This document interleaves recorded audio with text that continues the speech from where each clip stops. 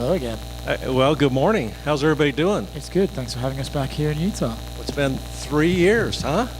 I remember the first time we spoke, it was kind of like, what's this place, Salt Lake City, Utah, doing with, UFC and pay-per-view, and I tried to allay your fears, and then we had a great event last year, and so, hey, we're back, and we're thrilled to be back. Since the time that we first came here, it feels like Salt Lake is growing leaps and bounds. You got the Olympics, the NHL team. Do you feel like the UFC deal was the spark that let other people know that, hey, we could be a destination for you to come here and help us grow as well? Yeah, I think if I recall, the first year we started talking about our Olympic legacy, right? Sport and Olympic legacy, we've hosted about 1,100 events. I created the organization back in 2000 for Governor Leavitt. And the goal was host major events, trying to get the Olympics back here again to utilize the infrastructure we have in place, and then position Utah in the global sports marketplace. We have an NHL team now. We've got the Olympic and Paralympic Games coming back in 34. I was in Paris for that this year. So certainly the UFC was a key part of that. When you look at last year, Chris could probably correct me, but I think the global media value was about $1 billion. So when you start saying it's not just winter sports here, we have a tagline, state of sports, Utah the state of sports. So I think clearly having the UFC as a partner, hosting the pay-per-view events, was probably a little unanticipated. But we've always been big in action sports. Tony Hawk's a dear friend. We do Tony Hawk events, action sport events, and fighting and mixed martial arts is a key part of that. Do you feel now that Salt Lake City has become part of the UFC's calendar as a destination, that it's each year seems to grow a little bit, right? We had the crazy knockout with Leon Edwards and Kamaru Usman, then the next year we had another crazy knockout with Dustin Poirier and Justin Gaethje. It feels like almost Salt Lake City is the place where something kind of magical and crazy happens. Do you feel like each time the UFC comes back here, that aura and that sort of ambience around the event is growing? Well, you guys could probably answer it better than I could, but from my perspective, when you see the kick around the world, heard around the world, right? You see Gaethje off the octagon, do his back flip, and start looking at some of the magical moments here. Clearly there's something here. We feel it's a fit for the community. The community supports it, and again, it fits in this kind of sports portfolio we've created. We have with the IOC in town last week, spent time with President Falk, the IOC leaders, global property. UFC has become a major global property. So I certainly think with the UFC and it being a fit for Utah and being a fit for what we're all doing, it is.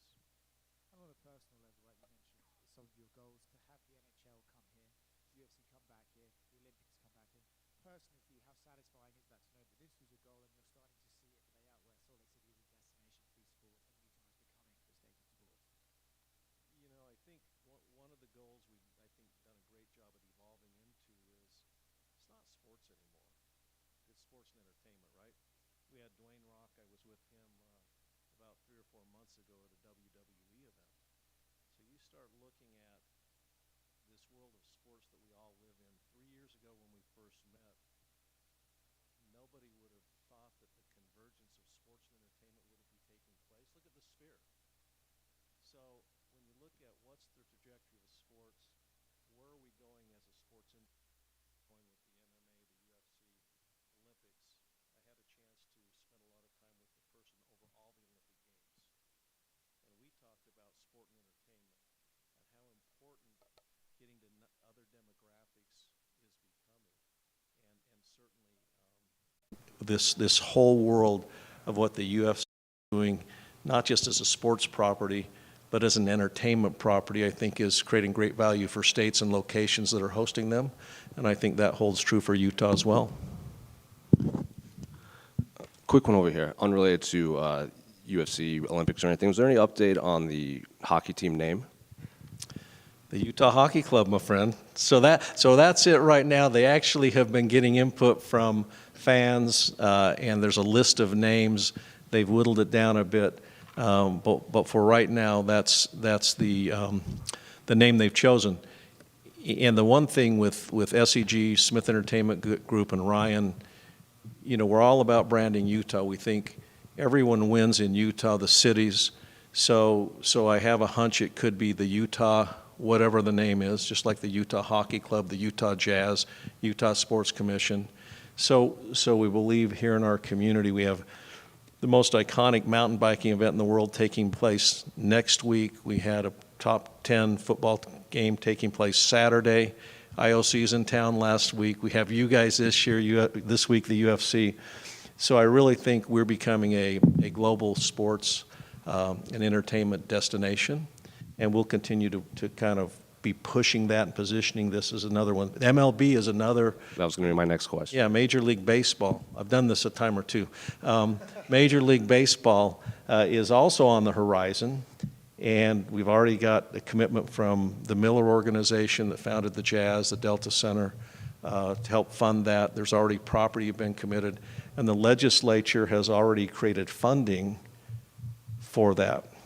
So I don't think it's a matter if, it's just when we get a Major League Baseball team. And so when you look at when we first spoke 3 years ago, talking about this sports, the evolution of sports, how UFC fit into this as a partner, a global partner, trying to get the Olympic and Paralympic Games back. For me, it's kind of interesting to see it evolve, but hey, like all of you guys, there's always the next story, there's the next thing to do. So we're looking out our window right now saying, what's on the horizon? What are we going to do different? What are we going to do to capitalize not only on what we've done to get to where we are right now, but to continue to build on that? Jeff, hopefully I can get this out a little bit, because I don't want to infer that obviously like UFC was the first major sporting event to come to Utah, obviously the Olympics and what the Jazz were doing with the NBA and all that stuff. Like sport's been a part of the fabric of the state for a while. But was there a kind of a feeling that this organization coming back year over year sort of primed the pump, if you will, for a lot of the big sporting organizations to kind of want to come through? Because now you see like Black Desert Championship down south with the PGA and the LPGA Tour coming through, and a bunch of like the, obviously you touched on the hockey club and potentially Major League Baseball and whatnot. Like, are kind of the bigger leagues now sort of seeing success of really big organizations like the UFC and sort of looking a little bit more at Utah, I guess? Yeah, I would think that's fair, although the UFC, since we held the first one in August, has grown and changed remarkably too, right? So it's just not been a static. But I think the relationship we have with the UFC has certainly been something that we can showcase and people can look at. I have people in other cities, other locations saying, hey, what are you guys doing? How do you keep getting the UFC back in pay-per-views? And we've got a great relationship. They've been a great partner. I think we're a good partner and a good fit for them too. So certainly having a marquee event globally like the UFC here is meaningful as we market the state to do other things, sure. Dana likes to talk in really big platitudes. That's just the nature of his personality and whatnot. But what can you tell us about kind of the long-term prospects of this fight, other UFC fights, that kind of thing with the state? Well, there's a couple of things. We did a media study before the kick heard around the world. It's an interesting data point. And we said, what was the global media value? I think it was about 700 million. I said, but I want to extend it another 3 months.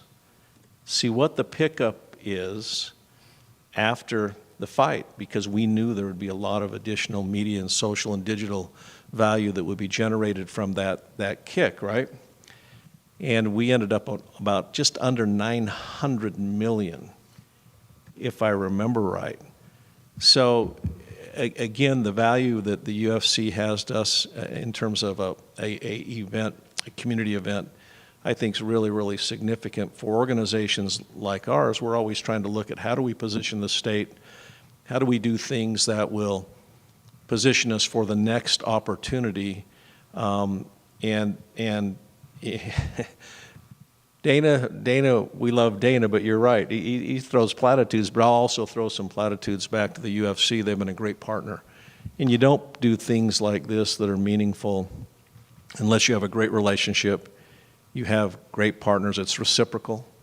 And so we've been very fortunate to have forged a great relationship with the UFC, Dana, Lawrence, Pete Dropic, all of the different staff, Chris here. When they come to town, it just feels like we've known them for a long time. It feels like there's a relationship here that it's symbiotic. And so we look forward to hosting more events in the future, having that continue to grow as, you know, the state of sport. We have the largest senior games in the world hosted here next week down in St. George as well.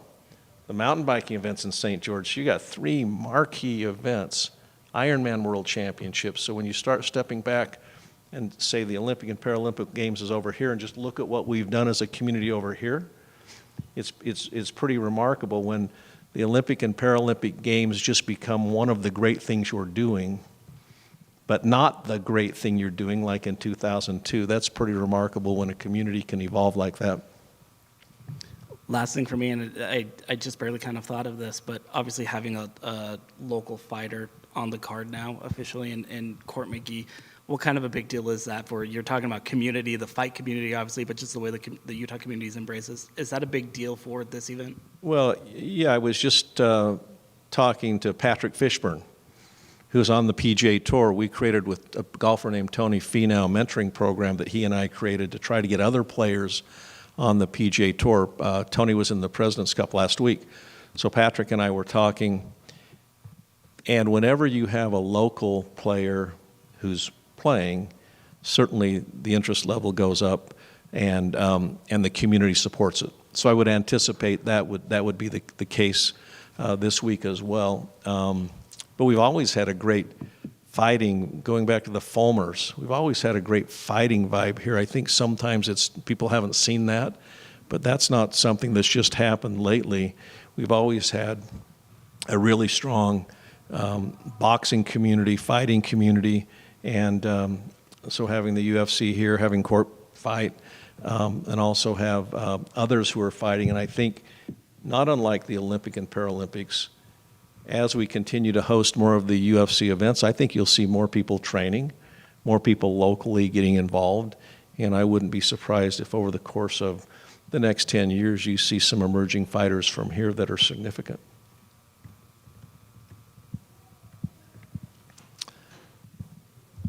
Good. Thanks, guys.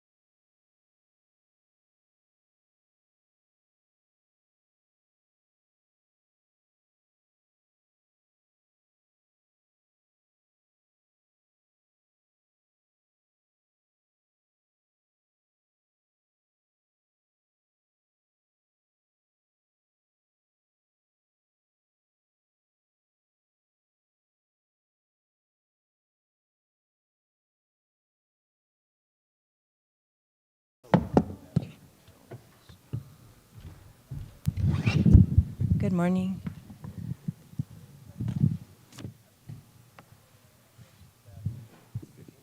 Tecia, over here. Obviously, it's been a little bit since we last saw you, so I guess, how's life been since, your last performance in the octagon? Life's been pretty great. My daughter's growing up very quickly. They say don't blink, and that's 100% true. Just enjoying being a mommy with my wife, and went through the grind for the last 8 weeks during fight camp. Before we get into your fight, I think I saw you brought her to Fenway for the first time, so Yes. how was that? It was awesome. Actually, it was not her first time at Fenway. Last year, it's okay. For my birthday, we went to the Morgan Wallen concert thinking, at that time, I'm Mama Bear more than Raquel, I think sometimes, but protecting Raquel with protecting Alea. And we sat in the stairwell because she was too little. We were too close with our tickets and stuff. So her second experience was an actual game, and that was really fun. She enjoyed it. She liked the little baseballs, Sure. foams that they gave her or whatever, but it was a good time. Did she understand what was happening, or was it just, excitement all around? Who knows if she understood, but she had a good time. She was smiling. She enjoyed it. Well, and looking at your fight on Saturday, I'm sure you've been asked this a million times, but what do you think of, fighting on the same card as Raquel? In the beginning, didn't really care for it because I get anxiety for myself, and then for her, it's even more so.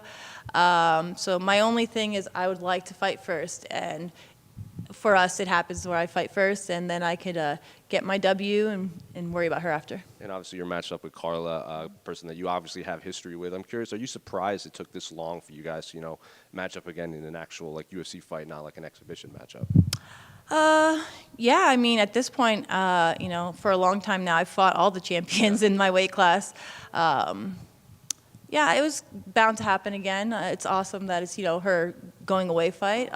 I'll give it a nice going away for her present. Are you surprised she announced it kind of so far out from the fight? Because some people don't like announcing it because then that's the question they always get. They kind of decide in the octagon. So are you surprised that she announced it kind of so far out from your fight? No, Carla has never been anyone I feel to keep secrets or anything like that. She's pretty by the book. And obviously Raquel and Julianna, their issues stems from the Ultimate Fighter when they had to share a room. Did you have any issues with Carla when you guys were in the Tough House? Prior to Carla having a child, she wasn't my favorite, if I'm being honest. No, just because in the house, we were all young, and I felt like I didn't stand up for myself enough, and she was one of the girls that weren't as nice to me. And just over the years, things have been said about me, particularly my body, and she has been one of them who has, in the past, said I took steroids or whatnot. I think she quickly changed her mind after I had a baby, and I looked the exact damn same. And now she's super nice. We just talk mom talk. It's cool. I'm letting it go, but I do remember that. I don't forget it. But she hasn't come up to you and said, there hasn't been a formal apology for anything? No. I mean, if you want to give it to me, Carla, you can give it to me, but it's all good. Yeah, I'm just genetically gifted. I work hard. At one point, I was the most tested athlete in the United States. In the UFC, I've probably been tested over 80 times, never had an issue. Just freak of nature. Sure. And then last one for me, you've had some issues being on the wrong end of split decisions lately. Carla can make fights. She can make fights a split decision type of fight. So I guess, how do you see this fight playing out? What do you think you need to do to not, force another split decision? Yeah, the split decisions have hurt me. It's hurt more the loss than anything, than getting punched or kicked by these girls or whatnot. I truly believed I won those last two fights. But for Carla, her game plan is to take me down. That's her way to winning is take me down, hold me down. I don't see that happening. I believe I'm stronger, faster. I have really good movement, ring knowledge, IQ. We've both been fighting for a long time. My striking is a lot better than hers. Yeah, so I just feel like I'm going to stuff all her takedowns, keep it striking. If it does go to the ground, I'm fine with that. I'm not scared of her jiu-jitsu or anything like that. I think she's a great fighter overall, but I don't think her skills match up to mine. Tecia, right over here. Yep. Is Raquel going to be in your corner or anything like that? No, Raquel won't be in my corner. Also, what is it like just being married to a UFC champion? Obviously, you being a fighter yourself as well. We've been together for the past 8 years. We've had lots of ups and downs as any relationship, and being in the same sport and the same occupation has had its benefits and its pullbacks. But we've gotten to a point where now we're able to manage it, and get through with our days, great, and I love it. Having somebody who understands the grit, the grind that it takes to be in this sport at this level is awesome. In the beginning, we used to train together a lot, but over the years, we found out separating our camps is best for us, especially for me. I'm very emotional. I'd say she helps me out more than I help out her. She can be a great partner for me. For her, I'm not big enough, she needs to go with the guys to get a good go. But as far as being with the UFC champion, it's awesome. I'm proud of my wife, I've been there for 8 of her 14 years of her career. We both came up from the Ultimate Fighter. I know what it took to get to this point, and it's just inspiring for me. I'm still, getting at it. I feel like I got one more good run in me, and I feel like I can make it happen for myself too. I just need to, switch some things up, be meaner or something. Like, I have the skill, I've never been finished. I've never been truly beaten up or anything. I've fought the best of the best. It's just timing. And my coaches keep telling me, they told me last night, Tecia, you keep getting better. Because I talk to them all the time, I don't know, I got 2-3 more years, 3 max, I want to have another kid. But they're you just keep getting better, let's worry about that later. So honestly, it's the judges who keep fucking me, if I'm being honest. I go back and I'm I don't know who the judges were, but do they go home and they rewatch that fight and they're like, man, I took away opportunity from this girl. I took away money from this girl. That sucks. I wish I could have done something different. So I kind of wish we had universal, where they tell you the score afterwards. How Invicta does it? That'd be awesome. Because then, as an athlete, I know, oh, okay. But nonetheless, I'm excited. My wife is amazing. I'm ready to get my hand raised and then get back there if she wants me back there with her. If not, I'll be in the crowd with my family. We got about 40, 50 people out here waiting to support us. Tecia, I'm just curious, how difficult was it for the two of you to be in fight camp at the same time and also be mothers? Yeah, we fought before together, but this was a different thing. Time management was very important. When they say it takes a village to raise a child, it really does, and I learned that through this fight camp. Raquel's mom, Leia's Coco, as she likes to be called, and her best friend really helped us. Her mom had her twice a week, overnight.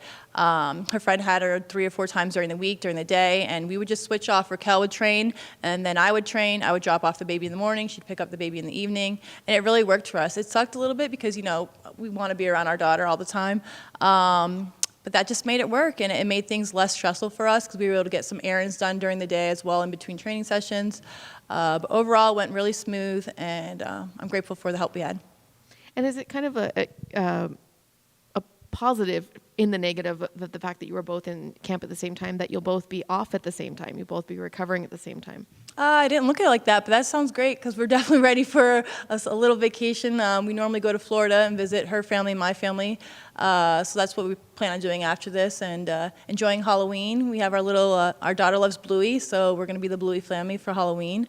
I'm excited for that, and I'm just excited for a little break, I'm not getting any younger. I'm grateful I don't have, many injuries or anything like that, but I need a break. Thank you. Tecia, right over here, your opponent, Carla Esparza, is coming back from what we can kind of say maternity leave, and this is something that you experienced as well, pretty recently too. What do you believe to be some of the biggest hurdles that one has to overcome to make this transition back to fighting?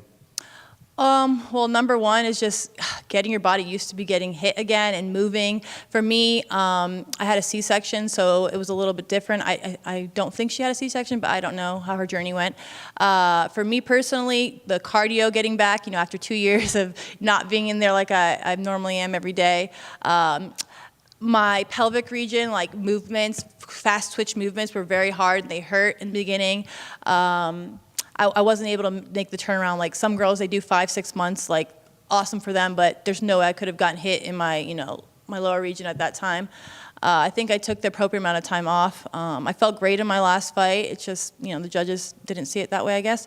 But yeah, maybe for some people it's weight because, you gain a lot of weight. I gained 38 pounds, but luckily I lost it very quickly. Yeah, your body just getting back and getting used to getting hit again, I feel like. And last for me, how has having your young daughter in your life influenced you or given you an extra push within your fighting career? It's amazing. Everything I do is for her and my wife now, our little family. I want her to look back on this one day and just be like so proud of her moms, how strong we were, how awesome we are as people, and just how great we are to her. You know, she has a beautiful life. She's experienced so much in the past 16 months that she has no clue, you know. She's loved by many. Yeah, she's my everything. Just over here. Do you feel that this fight's going to be any different with this being like Carla's retirement fight? I think she's going to be same old Carla, same thing, coming in with some like drop, you know, here, going for the takedown or try to catch my leg and take me down that way. I'm not saying she's not going to take me down. She might, but I'll get right back up. I'll stuff a lot of her takedowns. I'll, you know, use my movement.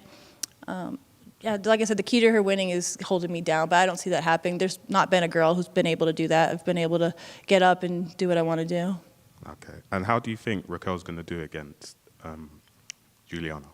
Oh, she's going to beat her. She's going to smash her. Like, I know some people are in Julianna trained, some people aren't, but Raquel's just so ready, man. I watch her spar. She doesn't spar girls for a reason. She hits hard. She, you know, she has great submissions. I don't think Julianna has a prey. I think for Julianna, the only way she does it is her straight grit, because Julianna is, you know, she can take a punch, she can go 5 rounds, and she'll continue to fight. But I see Raquel's hand getting raised, whether it's a, you know, stoppage or goes to 5 rounds. And just last one, how do you think the main event goes between Pereira and Rountree? I'm a fan of Pereira, so I'll go with him. But honestly, they're both great fighters, great athletes. I wouldn't be mad with anyone of them winning. Cool. Thank you, guys. Have a good one.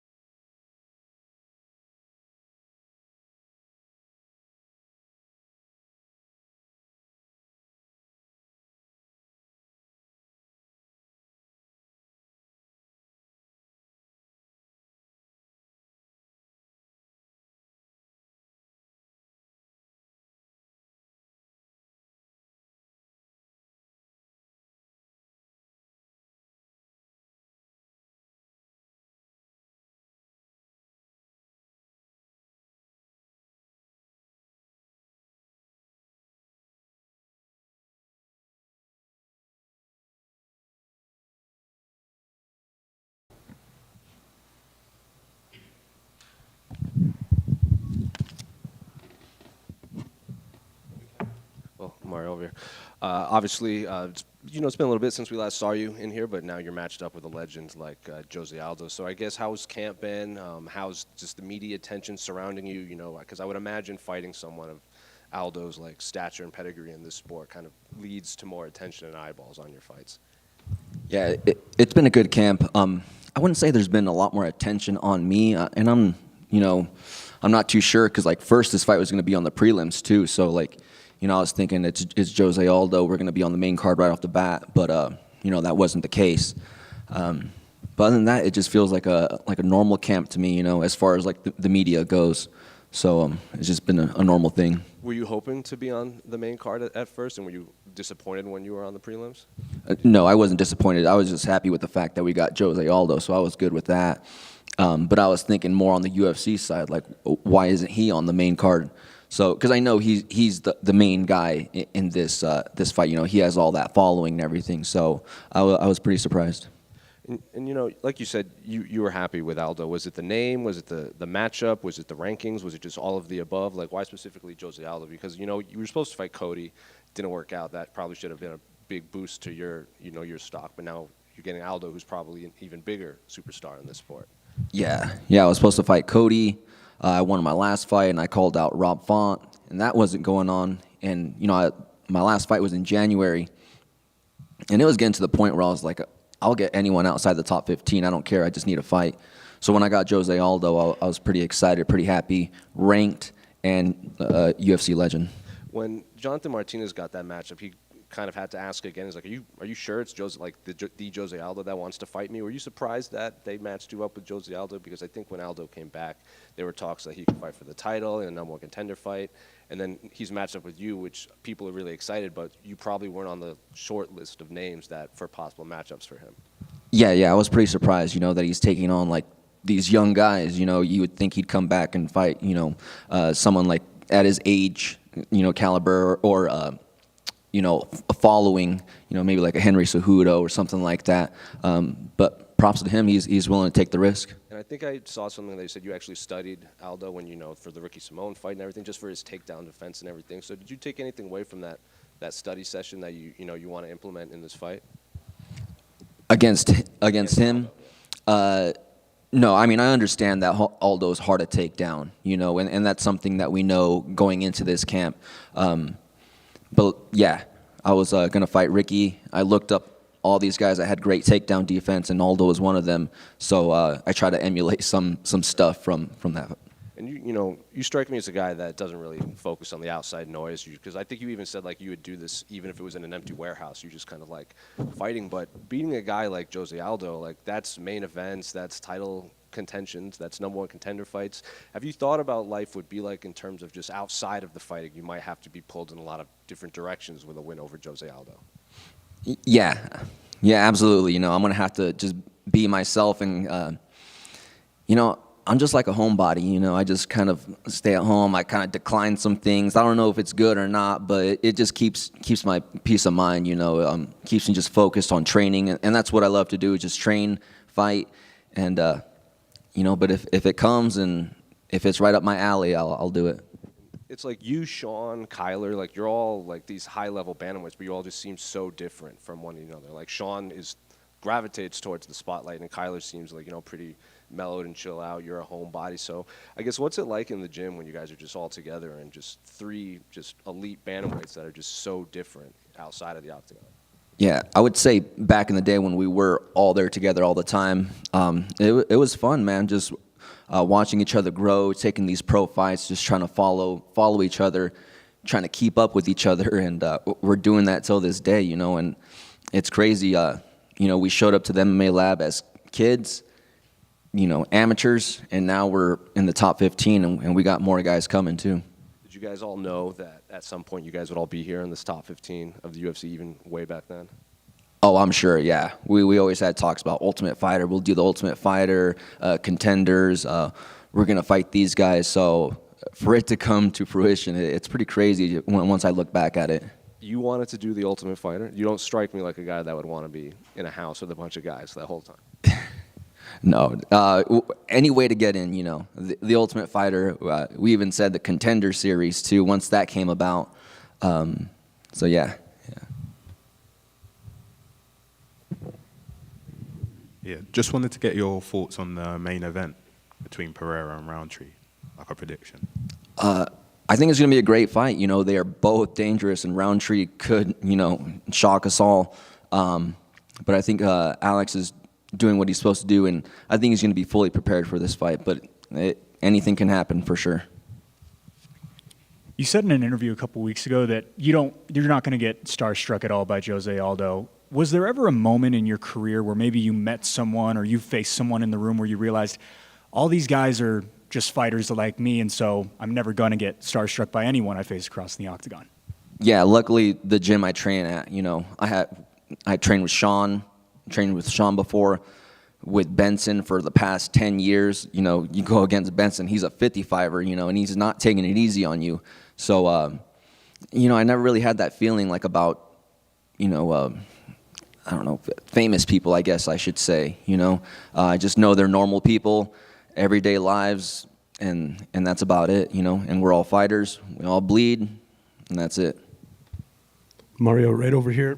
Right now you're on a 6-fight win streak, and things seem to be clicking more than ever for you right now. Do you believe that in this point in your career you may have hit a new stride? I'm on the stride, I think everything is coming together. I'm 31 years old. I think it's like all those hard rounds I've done in my 20s, everything I've learned now coming with like my smarts of how to use it. I'm in my prime right now, so I'm ready to go. And back a couple weeks ago during the camp, you made a post on Instagram. It was captioned by "Time for us to get a crown," and I thought that was a clever, caption. A win over Jose Aldo having that feather in that cap, what would that mean to you? But also, what do you believe that win would do for you at this stage of your career? It would definitely move me into the top 10, top 5 possibly, you know. And, you know, as a fighter, you always want these fights, you know, these Hall of Famers or someone that's been around, you know, the game for a while, just to test yourself against them. So I know he's not in his prime, but that doesn't matter. It's just the name, and it's something that I've always looked forward to. Thank you. Mario, I know you're from here out west, and so I just wanted to get kind of your impressions of Utah training out here and just kind of what your overall feel is for, I don't know if you've been able to feel anything of like the fight community or anything like that, but just what do you think of Utah? I got here Sunday. I think we went to the mall. Everything was closed. We asked the security guard, like, hey, what's going on? He's like, it's closed. It's Sunday. And we're like, oh, yeah, that's right. It's a Mormon community out here. But I love it out here. It reminds me of my hometown, you know, same kind of climate, weather, surrounding areas. So I feel like at home here. Do you feel like that could give you a little bit of maybe a kind of a tactical advantage in some ways, just being familiar with the Western United States? And you mentioned it kind of reminds you of your hometown, that kind of thing. Does that give you a little bit more sort of peace of mind heading into Saturday? Oh, well, I'm sure. You know, I go around here. Everything looks familiar. People are kind of like the same. Like, you know what to eat and this and that. So I'm sure just being out of the country, it's a little bit harder for you. So Yeah, for sure.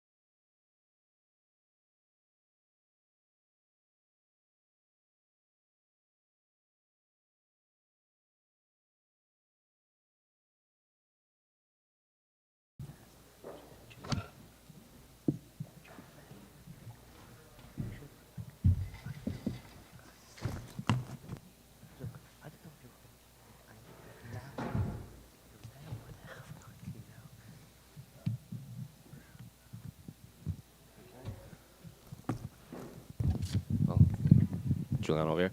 Obviously, big fight on a title that you've wanted back since your last fight, and against an opponent that I feel like you've kind of been circling for pretty much both of your entire career. So I guess how was camp, and I guess what are the emotions now that are only a few days removed from this fight that you've been calling for? Camp was amazing. I feel like I've been thinking about this fight for the last 18 months. There's a part of it that feels surreal. I can't believe that it's actually here. It doesn't feel real. But I'm happy, I'm motivated, I'm excited, I'm ready to go. Has it felt like one long fight camp for you? Because even after Amanda's last fight and she retired, Dana White at the post-fight in Vancouver was like, Julianna's probably going to fight for the title, whoever she's fighting next. And obviously you weren't ready to go. So has this just felt like one long, drawn-out fight camp since your last fight?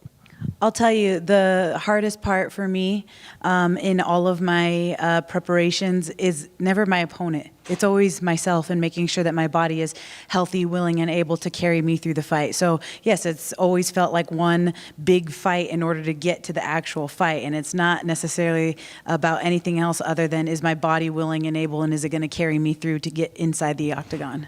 And obviously, the big story is, from your time on The Ultimate Fighter to now, I think you guys are the only two fighters left from that season still in the UFC. So I'm curious, did you ever think Raquel would get to this point? Like, when you were sharing a room with her and training with her and being around her, did you see her ever reaching the championship or fighting for the title even back then?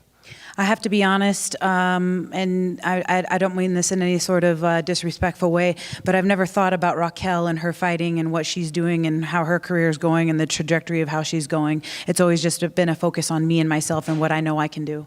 Were you surprised that she was the one welcoming you back with the title? Because I know you and Myra had some issues and people thought it would be you two matched up, and then Raquel stepped in. Did you ever think it would be her holding the belt when you would return? No. To answer your question, no, I did not. However, I will say that she has earned the opportunity, and she, did everything that she needed to do in order to, get gold. To me, it has always felt almost like she was fighting for an interim, just because I fell out with Amanda and I wasn't able to make that fight. Let me also piggyback that with, it was my fault. It was my fault that I wasn't able to fight with Amanda, and it was my fault that she was fighting for an interim. So the only person that I can blame is myself. She said that you've been avoiding citing the dotted line for like a long time. She said that in a few interviews now. Like, were you guys ever matched up after The Ultimate Fighter? No, and that's the part that doesn't make sense. We've never had a fight. They've never offered me Raquel. They never said to fight Raquel.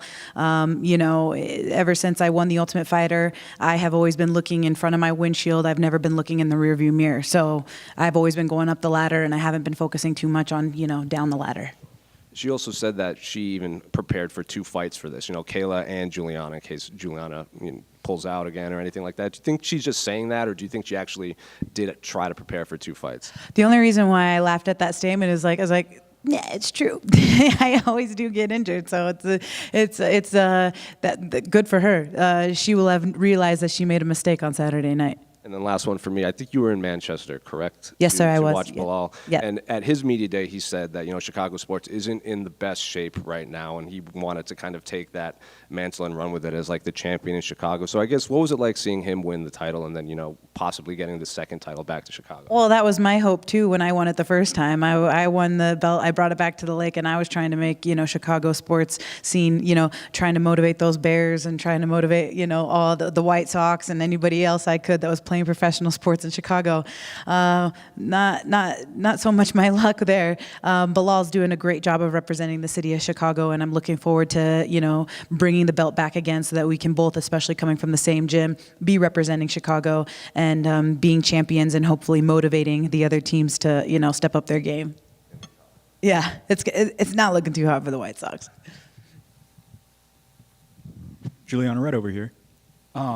You're one of the few fighters on this card who can say that they've competed in Utah before. Right before you got to The Ultimate Fighter, you competed here in Orem, Utah. Is that kind of a leg up for you, knowing that you've tested the waters of this elevation, which is always a storyline coming into Salt Lake City?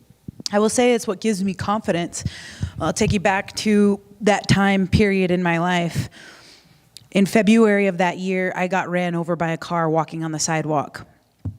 A few months later, not even, my instructor, who's also a promoter in Spokane, Washington, said, my main event fell out and I need you to step up on short notice. And it had only been a couple of months since I had my nose shattered, which is this gigantic scar you see here, and since I jacked up my neck and my back from getting ran over.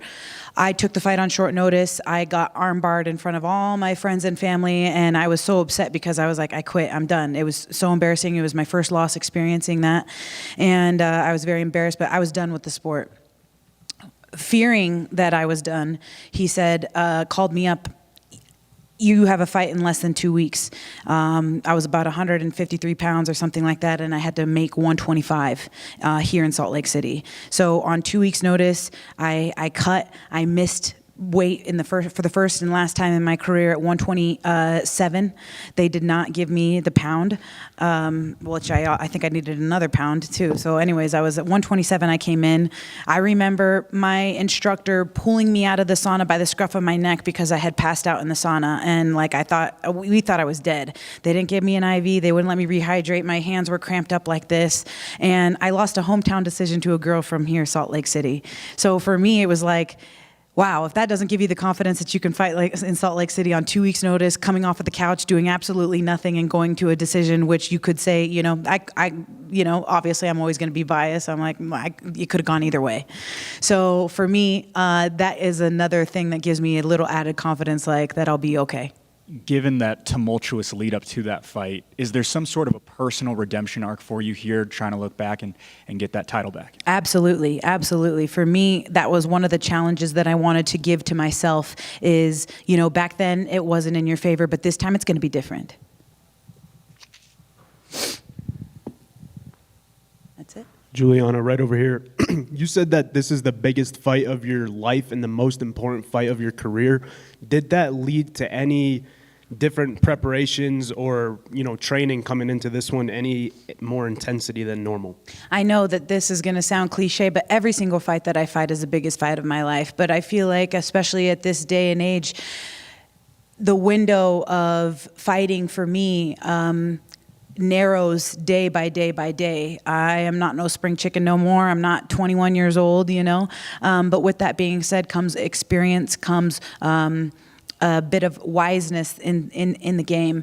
I feel like, again, every fight is the biggest fight of my life, but especially this one because I'm going for gold again, and you're not going to get 100 chances to fight for the belt. It took me a long time of calling for the belt to want to get to this point. And now that I'm at this point, it's to maintain, and I'm always going to be in these championship fights. So these are gigantic fights for me, and I'm going to do everything that I can to seize the moment. And Raquel said that in the end, it's going to come down to who wants this more. How confident are you that you want this championship victory more than your opponent? I believe that I want this opportunity and that this championship belt means more to me than it does to her. And it's very clear when you match us up side by side. Raquel has not been a good representation of the women's bantamweight division. She has not promoted. She has said no to embedded. She has constantly done everything that she can to avoid being the face of women's MMA and not being that big face that wants to promote and be that great representation of women's MMA. That to me is, you're telling me nothing, but you're showing me everything, or you're showing me nothing, but you're telling me everything, by not being that person that is letting everybody know that you're fighting. I want to be that person. That's my role, and I can do it better. And that's why I believe that I'm going to be able to seal the deal on Saturday night and get that gold again. And last question from me: how has your coach Wayne Gregory helped and influenced you throughout your MMA journey up to this point, now getting ready to fight for this title? If you go back and you YouTube Wayne's name, you'll see many knockouts, many fights. He's been fighting since he learned how to fight and learned how to box at 5 years old, and he has his own career that he had as a fighter. It started in the United States, and then it moved to Thailand, and then it came back to the United States. So when it comes to picking a brain of another fighter who can give you advice and guidance, I feel incredibly grateful and blessed and honored to be able to learn from from him, as well as my other coaches, Mike Valley and Luis Claudio. These are experts in their field. I feel like I have the best team of experts around me. It's not just about Wayne, but it's a collective whole. And when I know that I have experts in jiu-jitsu, experts in mixed martial arts, experts in boxing and Muay Thai, I feel like, wow, I am really, they are setting the stage for me. They are setting the table for me to just go in there and do my job. And they make it easy because of the preparation that they give to me. Mm-hmm. Julianna, one more over here. When you were talking about how, like, Raquel, she hasn't been this representation of women's MMA because she's not promoting, is it, like, I know you're focused on the fight on Saturday, but there's obviously this big name that's also on this card in Kayla, and I think when you fought Amanda, that brought a lot of eyeballs to the sport because people always said Amanda needed a foil that could challenge her on the mic, and Kayla seems to be already promoting a fight with you, and you don't even have a fight lined up yet against her, so are you not looking past Raquel, but, like, are you kind of excited about the possibility of just the build-up to a fight with Kayla Harrison and the press conferences and the medias and the embeddeds that it could lead to in the eyes on this division? Again, I like how you phrased that question because you said not looking past Raquel. My goal, my job is to be looking in front of my windshield right now. And Raquel is in front of my windshield right now. Kayla's in the rearview mirror. Kayla has a job to do and I have a job to do. I need to get my hand raised on Saturday night. When that happens, then we can talk about Kayla. But right now it's all about me and Raquel Pennington. Obviously, this fight's been a long time coming, so how do you see it playing out on Saturday? The way that I see the fight playing out is getting my hand raised. I am confident in my preparation. I will tell you that once that cage door closes, I haven't seen anybody that has the mindset, the determination, the will, and the grit that I possess. And I think that that's what's going to carry me through to victory. And obviously, I know that you're focused on your fight, but who do you have in the main event? I don't know. I haven't given a lot of watch to the countdown and to Embedded to be able to, give my little, crystal ball predictions of who I think is going to win. I like both gentlemen. I think that they're both excellent fighters, and I know that the fans are in for an exciting and an incredible main event. Thank you.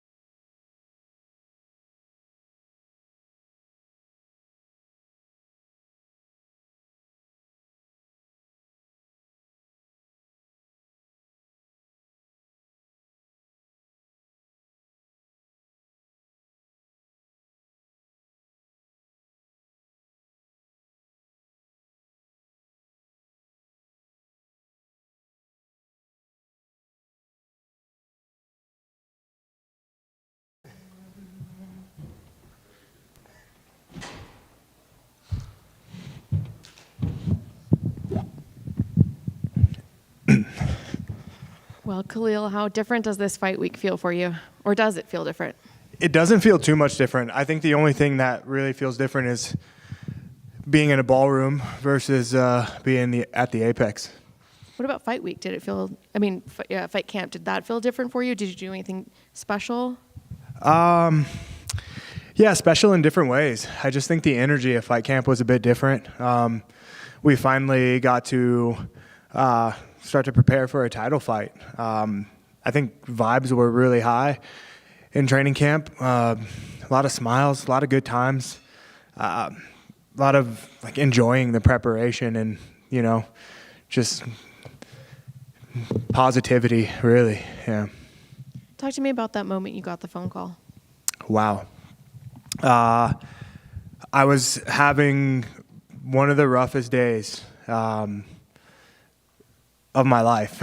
I was in the middle of some legal stuff, and my phone rang, and it was the UFC. And they're like, "Hey, how's your day going?" And I said, "Terrible. What's going on?" And they're like, "Well, hope this makes your day a little bit better. You're going to be fighting Alex October 5th in Salt Lake City." And my day turned around within a matter of seconds. And yeah, it was just all smiles from that moment on. When you saw them calling, was it like a gut, like, oh no, what's Yeah, wrong? I was like, come on. Like, this is the last thing that I was expecting. Yeah, going through what I was going through, and it was gut-wrenching, but it ended up being for the best. Yeah. I know you've talked before about, people online, what people say online, haters and that sort of thing. And obviously there was some backlash after the announcement, but were you able to kind of spin it in a positive way? Almost like this is motivation, everyone's counting me out, or did you not listen to it at all? I didn't pay attention. I got no space. I got no time for other people's opinions. I mean, like, look, I'm fighting for the title on Saturday, and as soon as I got the news, that was all that I've been focused on. So if it upsets people in this, like, it's none of my business. My business is to do, what the UFC called me to do. So everyone's gonna have opinions even after this, but I can't let it be my concern. I know, going back to you on the regional circuit and you fighting and just starting your career, I imagine you thought about this moment. Does it live up to the way you kind of imagined it all those years? I didn't expect it happening the way that it did, right? It's crazy how everything unfolded. I would say I'm happy that I'm in the position that I'm in right now with this title fight coming up. What I mean is, like, I'm happy that I got this call and this opportunity, and I'm prepared for it, and I feel it. Like, it doesn't feel like a lucky thing, and I didn't have to scrounge and get ready. Like, I've been prepared for this. I've been saying it. I've been working for it, and now it's here. What do you expect in there? What do I expect in there? I expect to become the champion, 100%. How do you see yourself matching up against him? I know obviously you're going in with confidence, but what kind of fight are you expecting from him? It's really hard to say. I'm not expecting a certain type of fight. I'm going in there focused. I'm going in there determined, aware. A lot of this camp and a lot of my coaching and mentorship and stuff is really just been about me and focusing on me. I can't get lost in the lights of everything else. So I don't know what to expect, but I'm prepared for it all. Have you seen him this fight week at all? Not yet. Are you excited to see him for the first time? Excited is not the word to use. But I know it's bound to happen. And when it does, it happens. It's not really like a feeling of excitement. It's like, it's inevitable. So when it happens, however I feel inside is how I feel. Thank you. Mm-hmm. Khalil, other side. I don't know if you saw, but there was a clip going around yesterday of Anderson Silva in a media scrum in 2015 joking about how you knocked him out in training camp. And then he circled back and he said, I think you were 2-0 at the time, and he said that you were going to be a future champion all the way back in 2015. He was saying this. So I know you've envisioned like getting the belt and everything, but do you just think of that time too, and like people like Anderson have been calling you a future champ for 10 years at this point? I think about those moments a lot, especially when those moments of doubt creep in, like self-doubt. I think we all deal with that a little bit, especially when we're going, after big things. And I remember that, people like Anderson have been saying this when I only had 2 fights. There was something that they saw being champions themselves, So, I think about it. I appreciate those moments. I love that they're out there and they're a part of my story, so that when I do become champion, it's just like it just all aligns, What's it like when, because like, it's one thing to have like your coach, your training partner say future champion, but have a guy like Anderson Silva say you're going to be a future champion at 2-0, 3-0. Did you feel pressure at some point? Like, how do you compartmentalize a guy of that stature saying that to you so early in your career?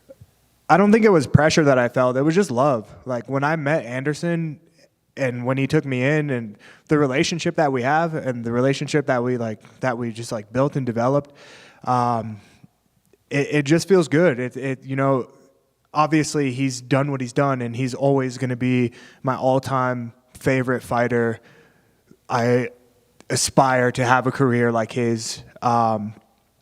And he'll always be like a huge source of inspiration for me, especially in the MMA world. But when I hear something like that from him, it just feels like love, Like he's treated me like a brother, like a little brother, and that's cool. So, yeah, man, that's the best I could say. Yeah.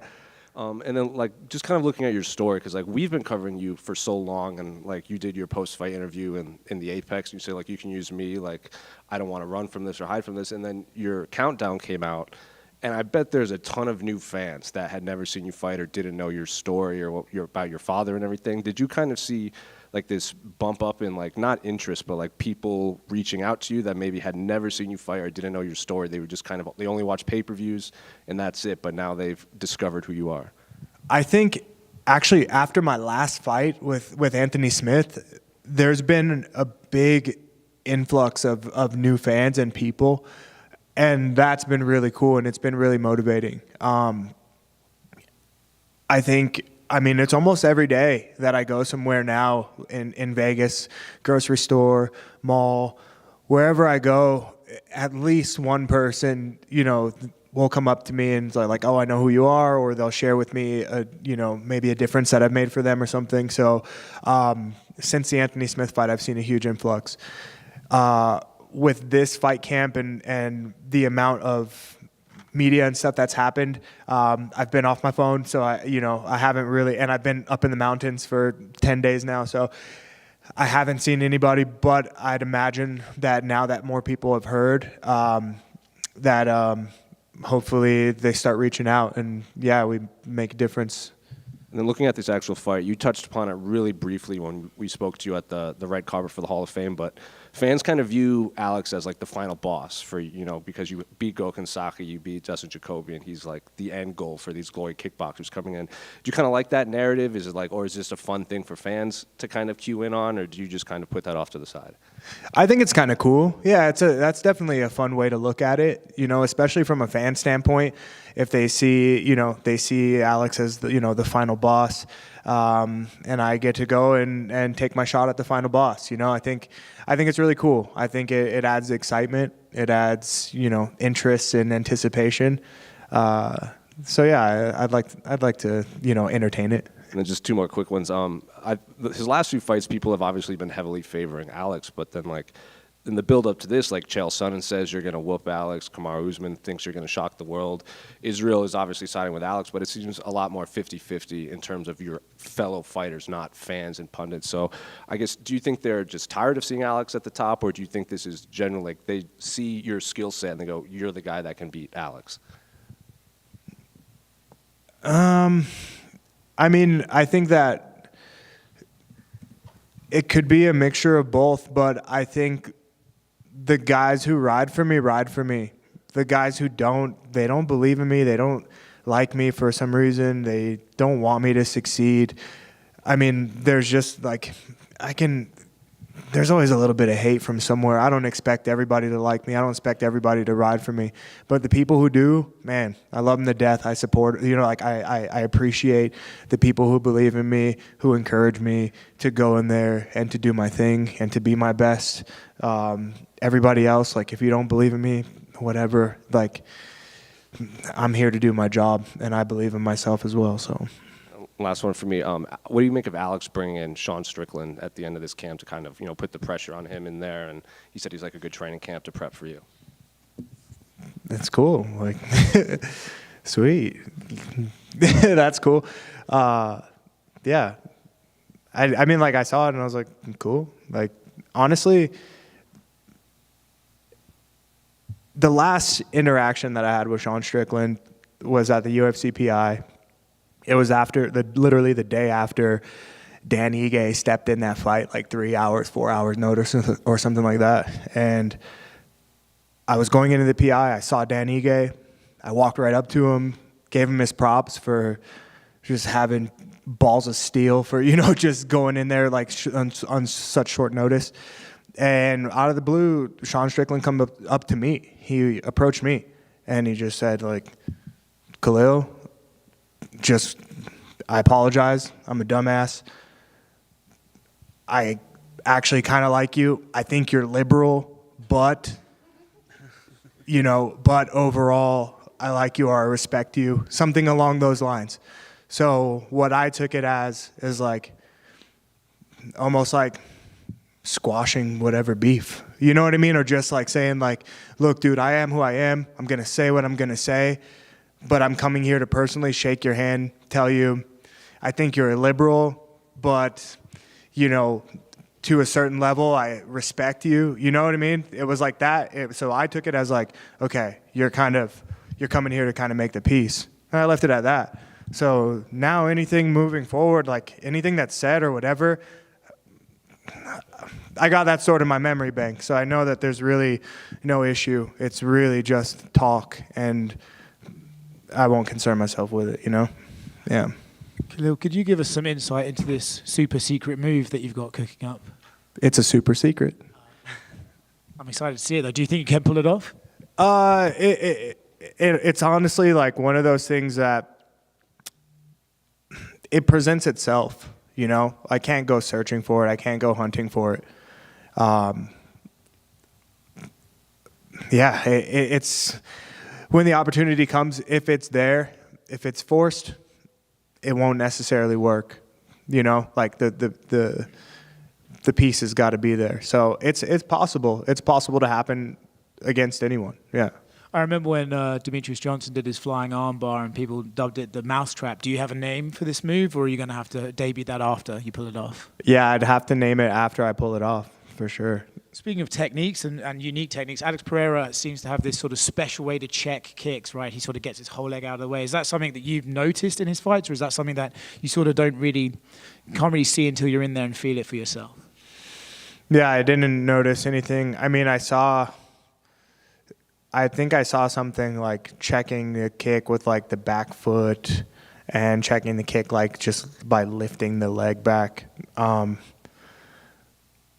But I really don't pay too much attention to, to those type of things. When I think it's very different when you're in the cage and when it's live and when it's like, when there's a title on the line and when there's power coming at you. It's a different scenario, so I try not to get too caught up into things that maybe I see online or maybe I hear about, because fighting is very instinctive and intuitive, and from my perspective. So This is a sport about momentum, right? Like guys get momentum and they start pulling off great things, great victories quickly in a row. But do you think for Alex, right, he's basically been untouchable. He's knocking out all these people in spectacular fashion.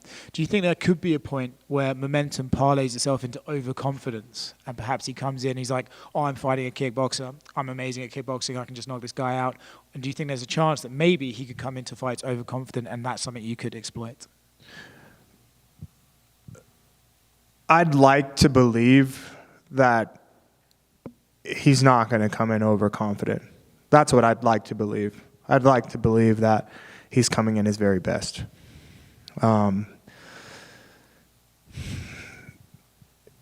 know that momentum can be a great thing. I know that momentum can allow us to have a certain type of confidence, which can be good. But I think the both of us on each side know what we're up against. Khalil, right over here in the back, sorry. Hey. I saw in a video how you mentioned that at one point you were 300 pounds depressed and smoking cigarettes. You know, fast forward to now, man, you have the opportunity to challenge for a UFC championship against a guy who some consider one of the best to ever do it. When you take a look back and think about, you know, how far you've come since that time, how proud does it make you of yourself? Yeah, it's definitely, I've come a long way. I think that it's now becoming more like known to the public on what my origins were when I started. But that person that I was is so far behind now. You know, I can look back and I can see who I was and what I was going through. I really focus on the road that's been in between that person and where I am now. I'm very happy that I overcome all of the challenges, even past that, the other ones that are in between. I'm proud of myself for sticking it through. I'm grateful for my team, my coaches, my family, everybody who I keep near me. Like, that's right now, like, one of the most important things is who I've surrounded myself with and the people who have held me accountable. But it's major. And in a way, like, this is only the beginning. Like, I understand that I'm getting ready to fight for a title. This is the height of my career, but I think as far as personal growth and who I'm becoming and will become as a man, this is only the beginning. Fair enough. And last but not least, man, I have to mention the prank that we saw on Embedded with the Bigfoot outfit. Did you guys like that one? Absolutely. Do you think that this might be one of the highlights of, you know, your UFC career and fight weeks? Like, that had to be something that you probably remember, you know, forever. Yeah, I think we'll remember it for a very long time.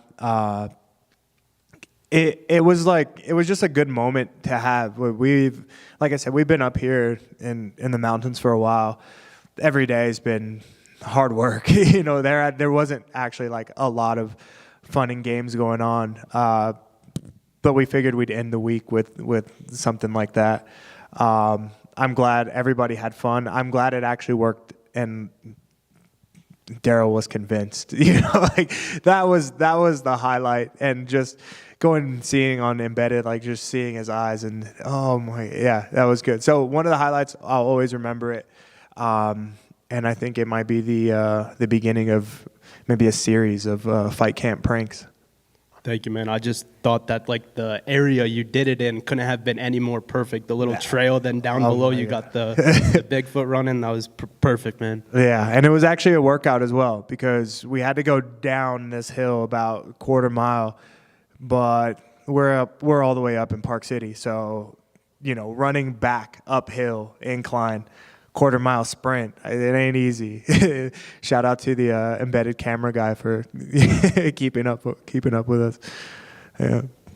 Kayla, I wanted to circle back around a couple times. You mentioned kind of embedding yourselves up in the mountains and training in Park City and whatnot. Did you spend a little extra time trying to get altitude adjusted and that kind of thing? Is that sort of what you're referring to, or? Yeah, I came up early. I wanted to make sure that I was as prepared as I can be So we came up very early, and actually my first time really coming down from the mountain is to come here to do check-in, to do media.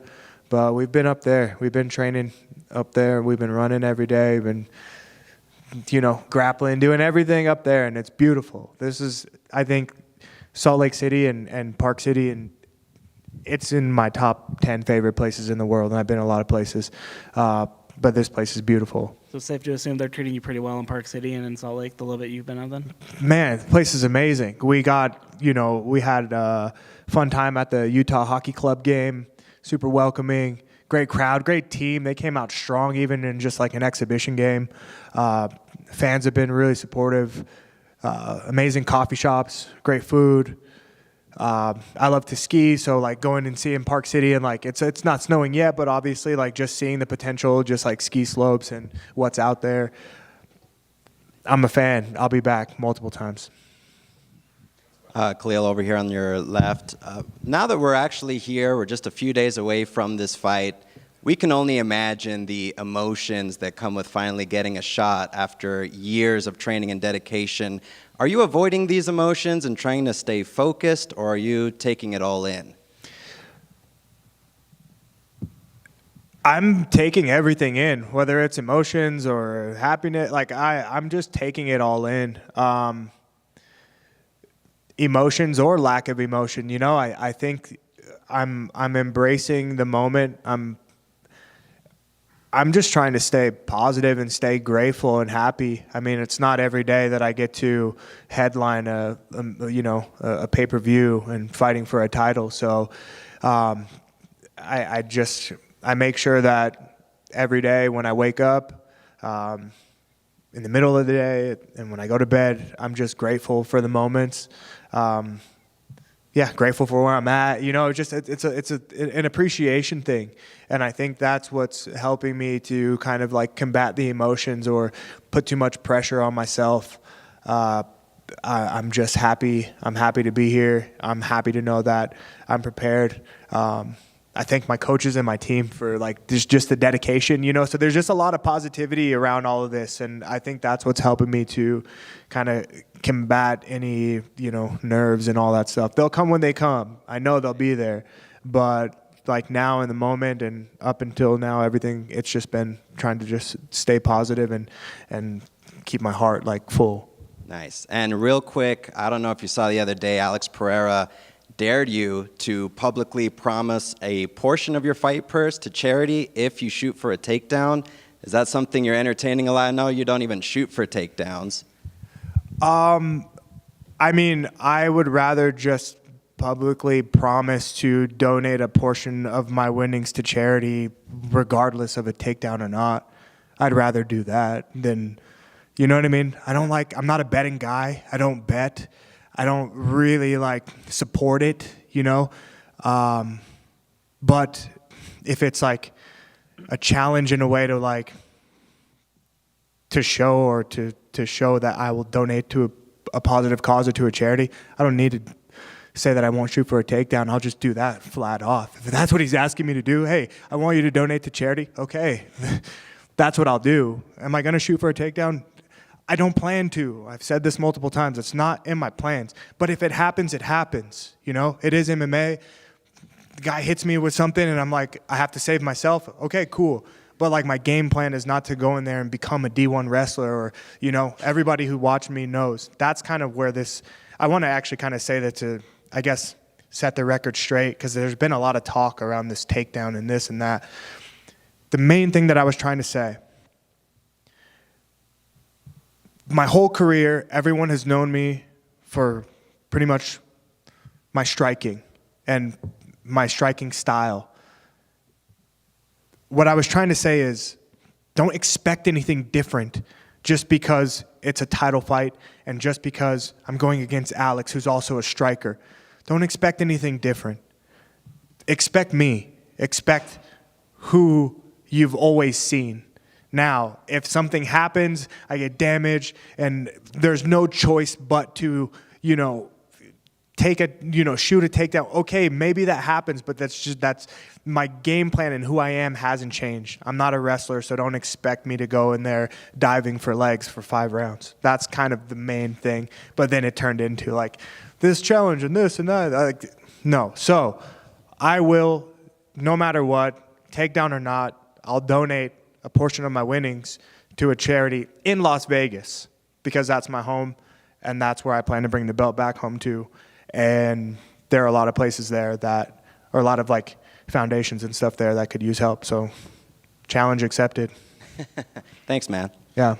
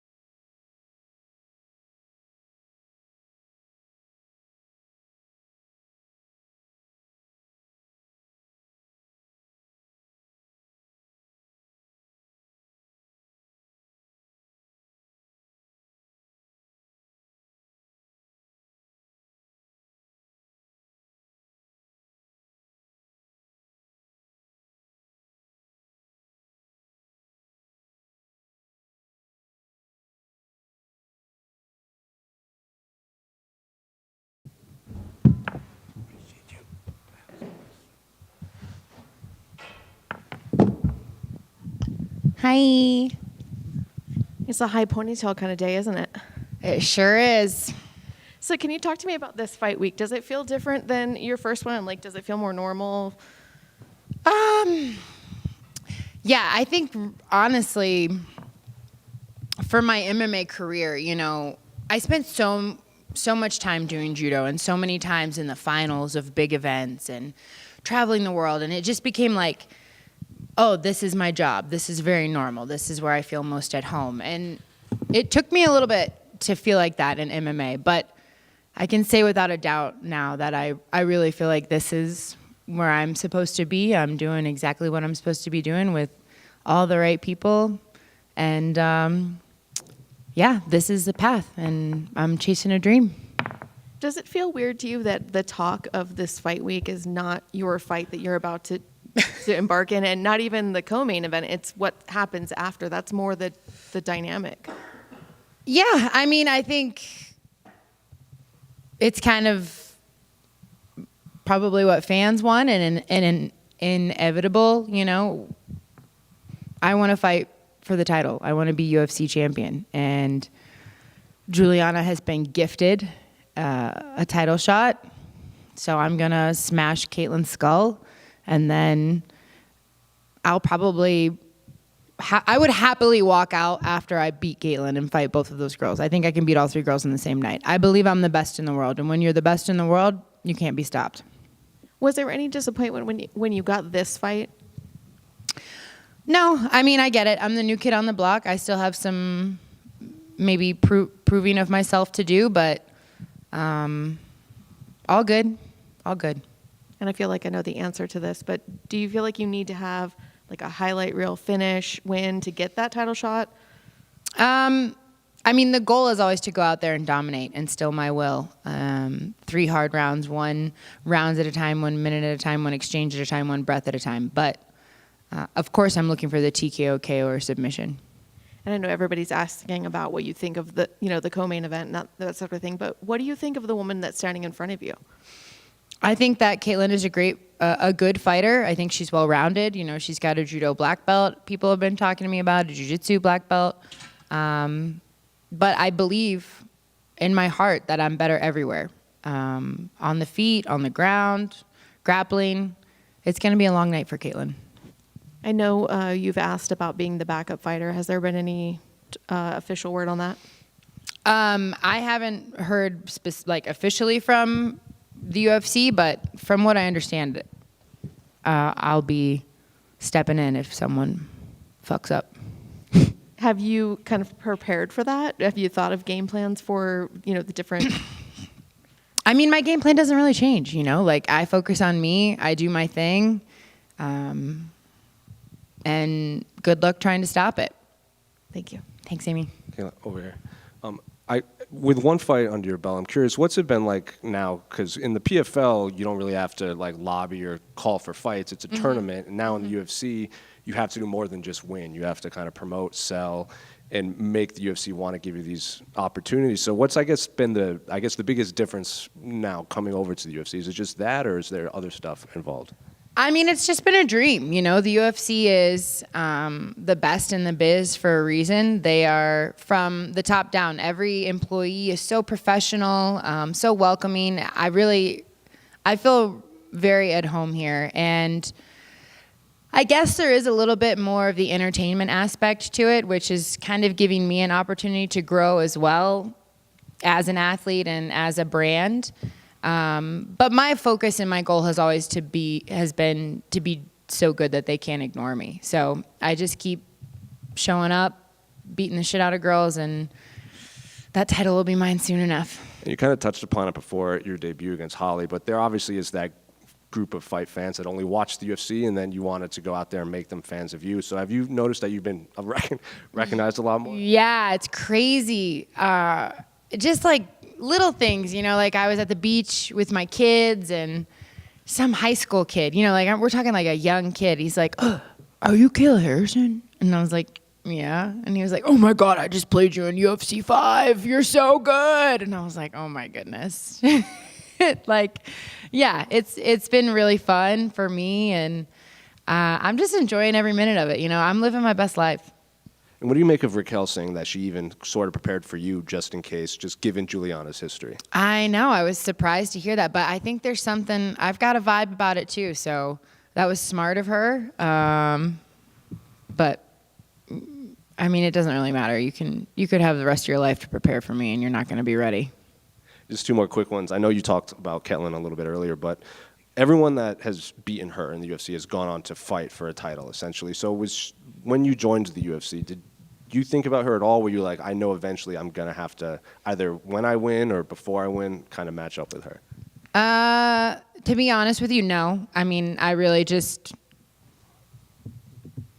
God bless all of these women, but they're all just fill in the blank for me. It doesn't matter. Any day, anytime, anywhere, anyone. I don't really care.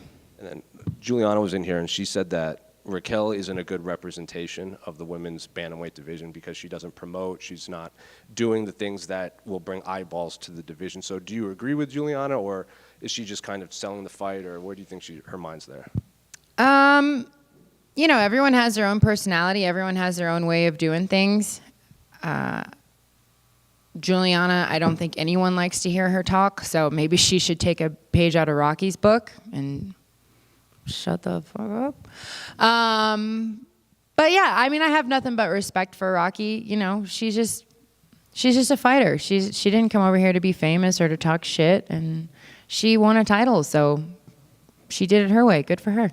And can I just get your thoughts on the main event between Alex and Khalil?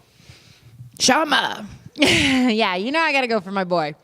Yeah, I think he's gonna do what Powhatan does. Kayla, right over here. Speaking of Alex and that main event, you obviously have done a lot of work with him.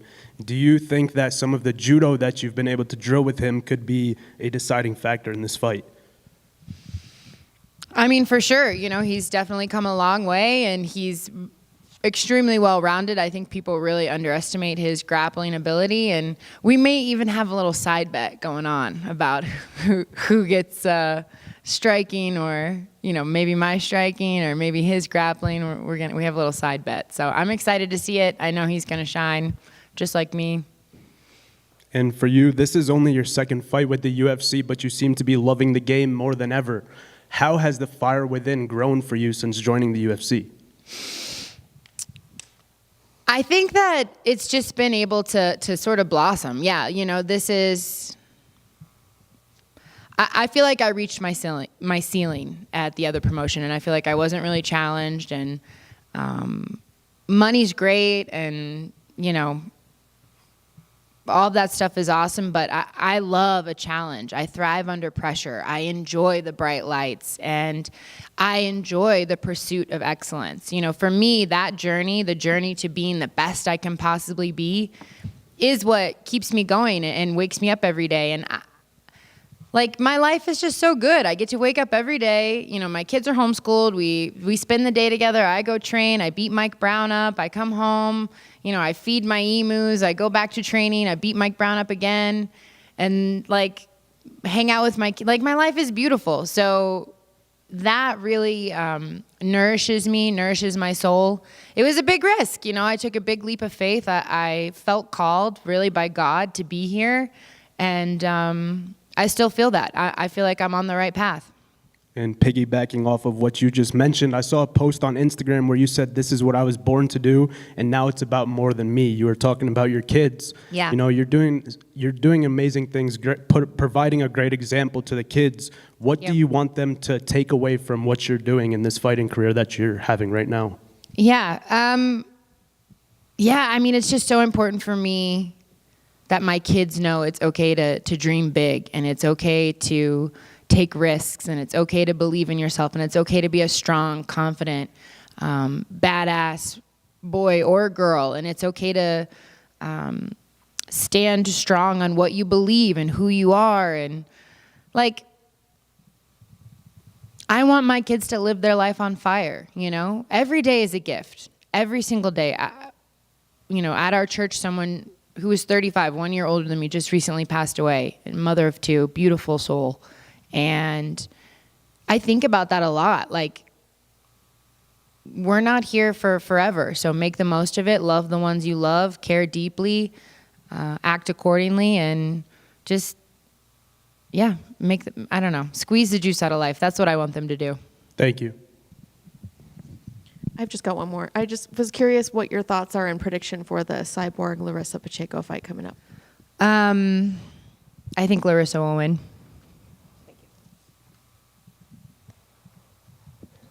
Awesome. Thanks, guys.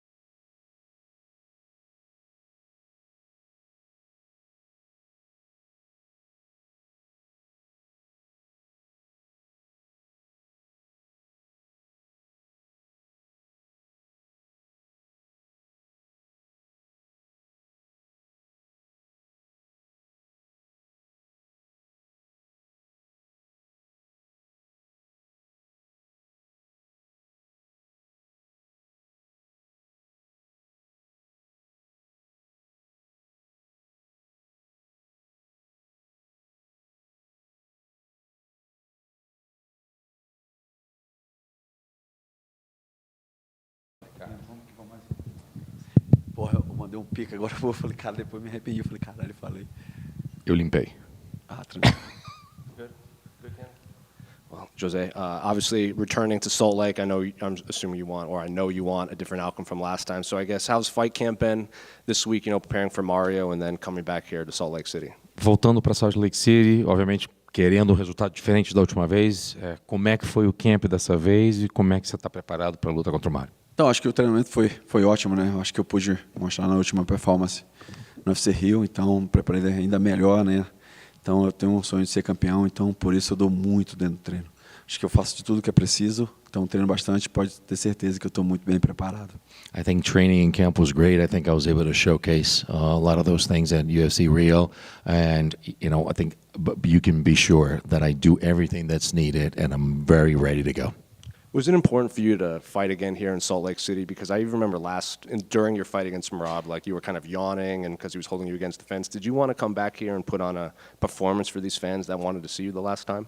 É importante para você voltar para Salt Lake City, porque eu me lembro da última vez da luta contra o Merab, você estava ali meio que sonolento, estava brincando até que estava bocejando com a luta do Merab, ou seja, é importante para os fãs e para todo mundo você estar aqui em Salt Lake City e fazer algo diferente?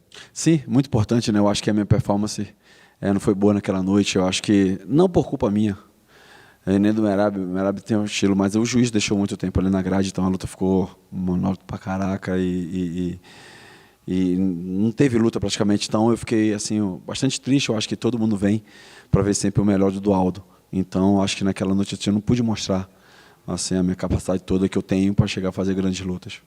Yeah, I think that I don't think I had my best performance, and I don't think it was my fault. I don't think it was Merab's. I think that the ref kind of let it go against the fence for such a long time. I think it became like a boring as hell fight. But I think what the fans want is see the best version of Aldo, and I think everything's on the table right now for us to put on a great fight. Mario was in here earlier, and he said he was surprised that you would take these fights first against Jonathan Martinez and now him. He thought you would, take guys with a more following, like a Henry Cejudo type guy. So I'm curious, like when they came to you with Mario, like why did you like the Mario matchup, and was there anything specific about it? O Mario estava aqui antes, ficou surpreso até que você aceitou uma luta contra o Jonathan Martinez e também agora contra ele. Pensou que você ia pegar o nome contra Henry Cejudo, ou seja, curioso para saber como é que é o processo de você aceitar uma luta contra ele. Então, acho que primeiramente eu até pensei que poderia dar um título direto, isso não aconteceu.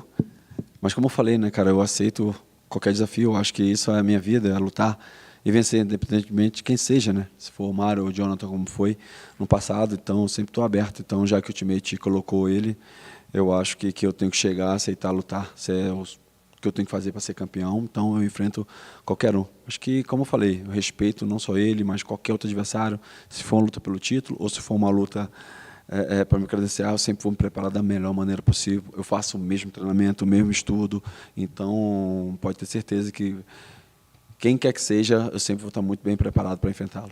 I think, I thought that might be a possibility of me getting a title shot last time, but it didn't happen. And then, you got Jonathan last time, and now getting Mario. So it doesn't matter. So it doesn't matter what the opponent is, because in this organization, like, I'm going to fight whoever I need to fight and do whatever I need to do to go for a title. And I approach them with the same thing, with the same level of respect. It doesn't matter who I need to fight. I'm going to do the same training. I'm going to do prepare right as much as I can, and I'm always going to be ready and prepared for whoever I need to fight.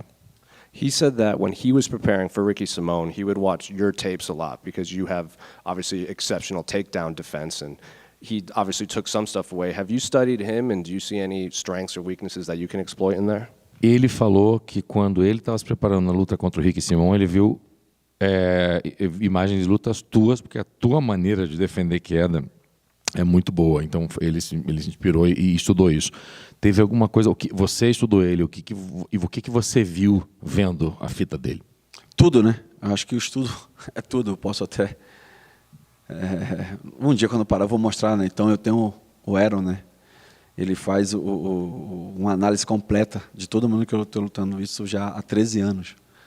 Ele faz um estudo, cara, muito detalhista. Ele coloca em câmera lenta todos os golpes do adversário, né?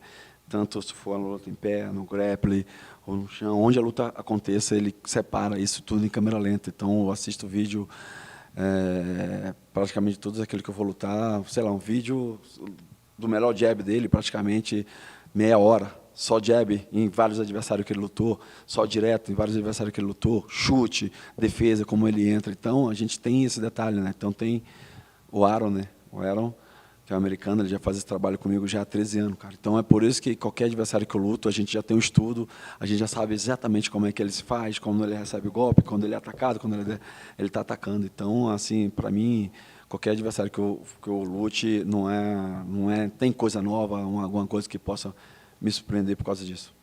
Everything. I've seen everything. I have Aaron, who's been helping me for 13 years just doing this. He's a guy that puts everything on tape, and he breaks down every single move for my opponent. So every time what I have, you talk about slow-mo of every single strike or even offensive effort or defensive effort for opponents. So you see everything that he brings on your standing and striking. You see everything that he can do on grappling, wrestling, and everything on the ground. Like, we see everything. For example, I get half an hour in slow motion of his best jab, and all of a sudden I get everything on the best cross and everything that he can do. So we break down the best of what our opponents do from different fights. So it doesn't matter what it is. I mean, Aaron's been helping me for 13 years now. No matter who the opponent is, I'm always going to be prepared, and nothing's going to come as a surprise because I've seen it all. And I don't know if you know this, but 2 days ago was your 14-year anniversary of your last WEC fight against Manny Gambieren. I only bring that up because in July we spoke with Cub Swanson, and he said that new fans, he thinks don't appreciate the WEC, and his message was to go do your research because guys like you and Dom and Cub laid the groundwork for these smaller fighters. Do you think fans appreciate the WEC, considering that some of them probably just started watching the last few years? When did you say it was the anniversary? A couple of... Manny Gambieren, 14. When was it? What day? Was it just now? Dia 30 de setembro foi 14 anos da tua última luta contra o Manny no WEC. O Cub Swanson tem falado muito sobre isso, o fato de que essa geração nova talvez não aprecia. Para fazer a pesquisa, para conhecer a história, vai fazer a lição de casa, vai conhecer, porque o cara como você, o Dom, o próprio Cub, vocês colocaram a fundação para os lutadores mais leves. Então, como é que você vê isso, a apreciação que o pessoal tem para o WC e como é que eles poderiam beneficiar se entendesse? Sim, eu acho que eu sou um dos remanescentes no WC, então para mim aquilo marcou a geração. Se hoje a gente tem peso leve no UFC, graças a essa galera do WC, que a gente fazia luta tão empolgante que na época o WC era muito mais falado que o Ultimate, né? Então o Ultimate foi e agregou junto dele, né? Sendo que era o mesmo dono que era a Zufa. Sim, eu acho que hoje em dia eles não vê, né? Nem imagina porque eles estão lutando ali, por causa dessa galera, assim como eu, o Manny, o Ryan Fabe também, o Chad.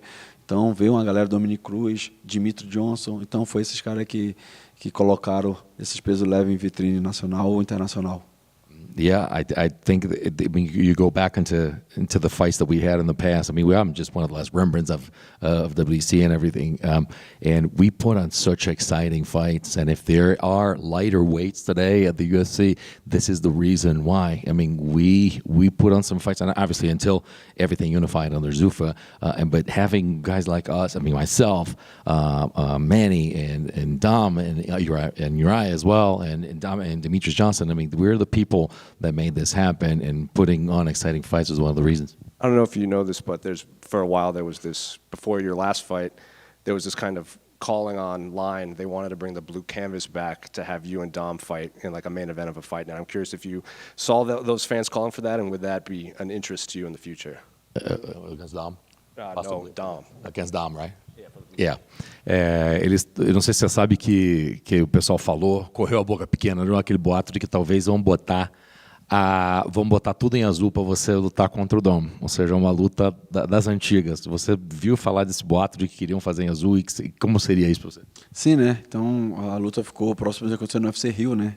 Mas eu não sabia, mas logo depois eu acho que, não sei se ele saiu, brigou com o treinador, então por isso não aconteceu a luta, e assim eu lutei contra o Jonathan. Mas eu acho que agora eu estou em outro caminho, né? Então acho que eu estou buscando uma luta pelo título, então é isso que eu estou focado hoje. Não, e o azul, e botar o... Porra, se bota o azul, eu acho que não passa do primeiro round, né, cara? Então, porra, não a próxima luta, mas quando coloca aquele dali, eu acho que relembra o meu melhor momento, onde que eu entrei, acho que as 6 primeiras lutas foi tudo nocaute, né? Foi tudo no primeiro round. Então era uma empolgação diferente, pode ter certeza. On the Dom fight first, it was I know that there was there's some talk about it. We were studying the fight. They maybe wanted to fight against me, but as it turns out, it didn't happen, as you know. And right now, we're focused on different moments in our lives, so it's not going to happen. So I just kind of went back to the blue. So what about the blue? Well, damn, that's not going to go past the first round, man.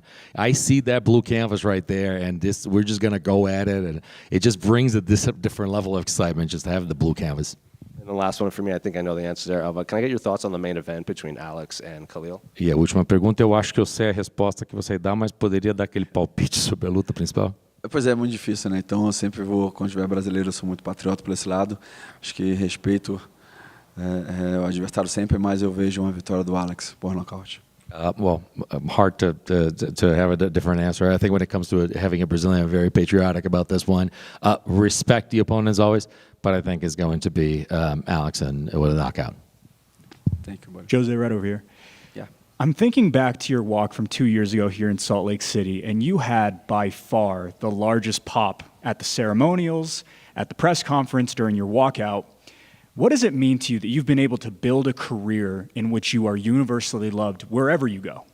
Eu tô lembrando agora, 2 anos atrás, e você foi o cara que levantou mais a galera, não só a coletiva, foi a pesagem, foi a luta. O que significa para você ter construído uma carreira em que você é amado universalmente, não interessa onde seja?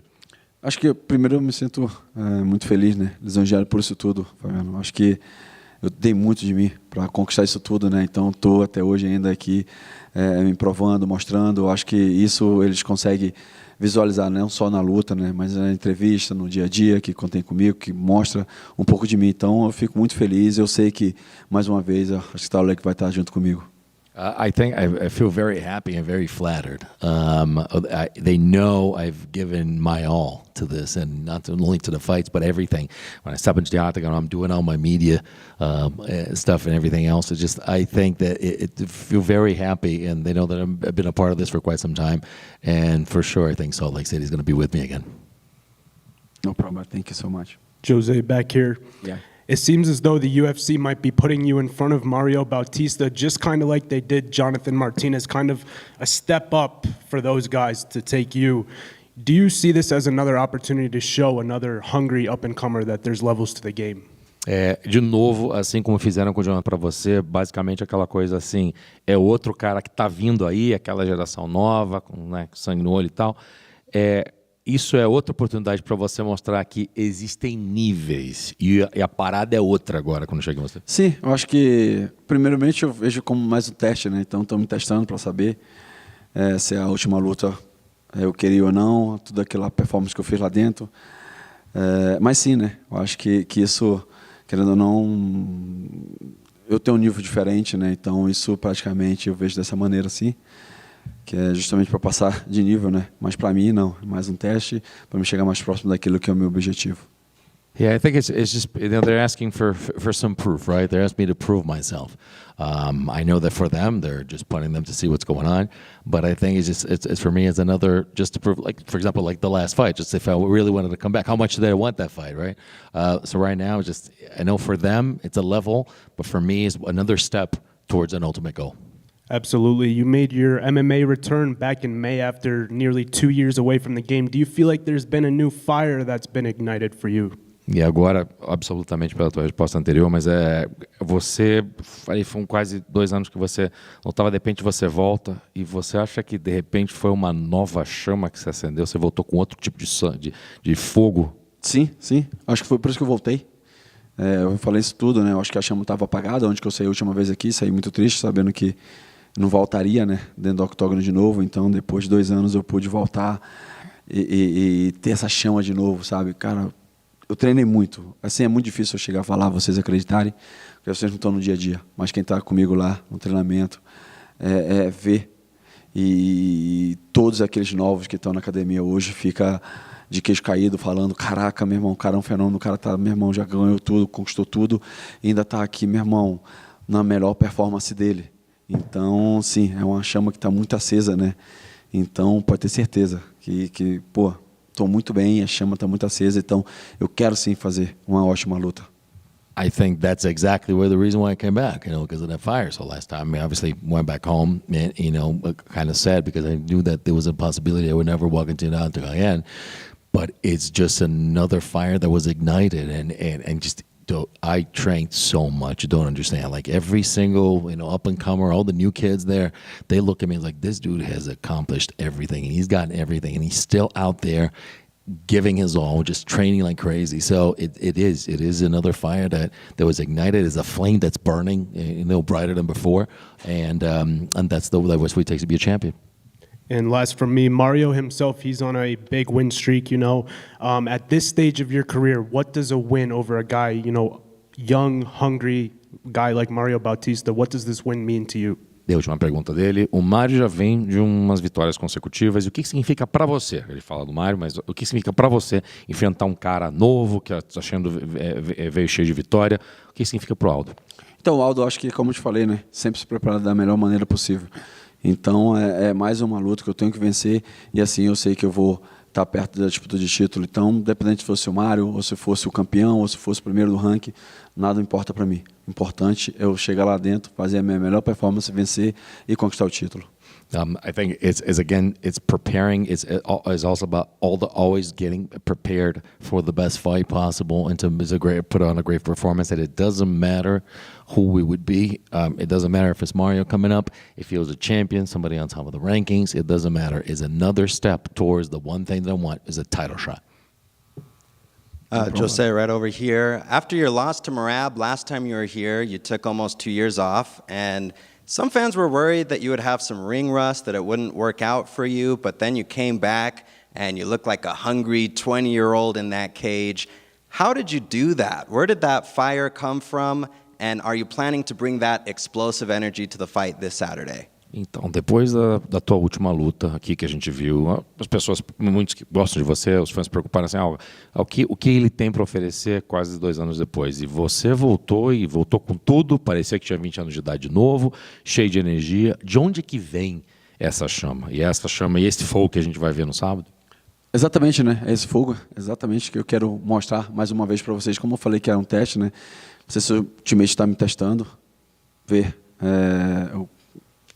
o quanto eu quero, essa disputa de título. Então, sim, a melhor versão do Aldo, eu acho que com um pouco mais de experiência. Tecnicamente, então, estou absurdo, então estou com uma explosão muito grande. Então, essa sim, é a melhor chama que tem do Aldo, é o sonho de ser campeão, é o sonho de conquistar recordes e recordes. Isso me motiva a estar treinando, acordar cedo e ir na academia, treinando, dando o meu melhor. Para provar isso tudo. Acho que para mim amanhã, quando eu acabar, virar de costas, andar para frente, eu sei que eu construí grande legado. That's exactly that fire. It's the training. It's me getting ready for the fights as much as possible. Technically right now, I'm better than ever before. And I got that explosion, and that's why it came back. I wanted to actually get that done. I think that what I wanted to do is being a champion is just not just being a champion, is being a champion again in a different division. It's a legacy, is be able to look back. That's why I train so hard. That's why I keep at it. That's the fire that I want to show people. It's the UFC testing me. That's what they're trying me. They're trying to see this, prove yourself again and see if you really want it. How much do you want it? And I want to be able to look back and turn back and say, look, this is the legacy that I left. Thank you. No problem. Jose, this is the 3rd straight year that UFC's come to Salt Lake City. Do you believe that this is a global city that's worthy of getting a stop from this place on an annual basis?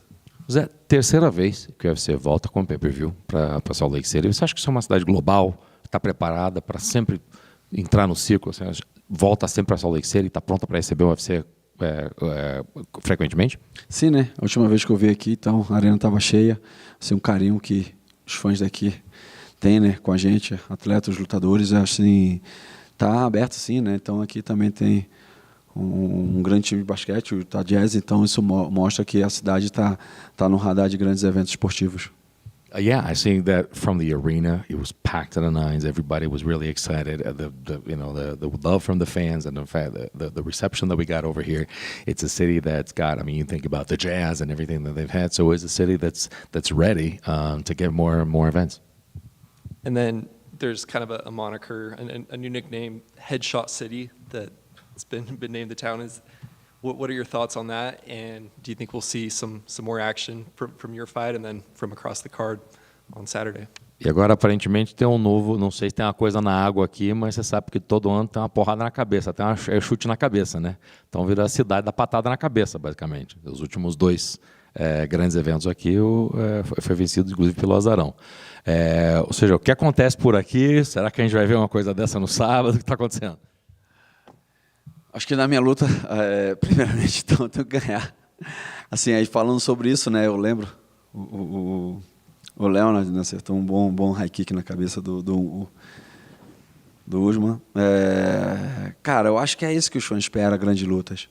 Acho que, independentemente se for o azarão ou o favorito ganhar, não importa. Importa que eu acho que estava sendo uma grande disputa naquela noite e o Leonard saiu vitorioso. Já falando desse sábado agora, cara, assim, é dois franco-atiradores. É praticamente os dois costa a costa, 10 passos para frente, e quem virar acertar o primeiro tiro, cai. Praticamente é isso. Eu sou patriota, torço por Poitin, isso é fato. Mas sei da qualidade, né, do Rountree, sei lá o nome dele direito, mas sei da qualidade dele, ele tem uma esquerda fenomenal também. Então, filho, é isso. É aquele faroeste, onde os dois vai começar, quem sacar a arma primeiro e acertar o tiro, meu irmão, sai vitorioso na noite. As far as my fight's concerned, I just want to win, man. I want to win, but like it doesn't matter who was a favorite or the underdog in the last fight. That's what the fans want, right? It was a great fight. The fight we're talking about back to Leon and Kamaru, and at the end of the day, Liam was able to pull it off. So it was an amazing fight. Well, when you look at this, is going back to that one. Well, looking at this fight, for example, on Saturday, we're talking about two snipers, basically. Basically, it looks like a duel with a shootout. Basically, back each they turn their backs to each other, walk 10 steps, turn around and shoot. That's what we're going to see. I mean, obviously, Pereira is my favorite. I mean, Rountree's great, but I'm very patriotic when it comes to having a Brazilian. I think that Brazilian's going to win. Jose, one quick one. Okay. A lot of people are talking about how you're giving Mario this opportunity, and he's the one on the rise. And if he gets through you, he can establish himself in this division. Can you remember the fight that you felt you were given the opportunity against a veteran name, and when you got through him, that established you as a star? Muitos falam que você está dando oportunidade para o Mário subir no ranking. Ou seja, ele é o cara que está chegando, nova geração, você está dando a plataforma para ele para conseguir coisas melhores e maiores na vida. Você pode lembrar para a gente um momento em que o José Aldo, o Mário, você é o cara que deram uma oportunidade para você, um outro lutador, uma organização, deu oportunidade para você para enfrentar alguém que era experiente para você? Como você está? Sim, né? Minha primeira luta aqui no WC, falar isso bem lá do passado, contrataram um brasileiro, Alexandre Pequeno, que era o rei do Shoto do Japão, para ele ser o nome do evento, né? E só colocaram contra mim. Então, cara, essa luta, então eu era totalmente o azarão, onde que o Pequeno, com todo o nome, não sei muito para vocês, mas no Brasil, nome muito grande, onde ele já tinha lutado com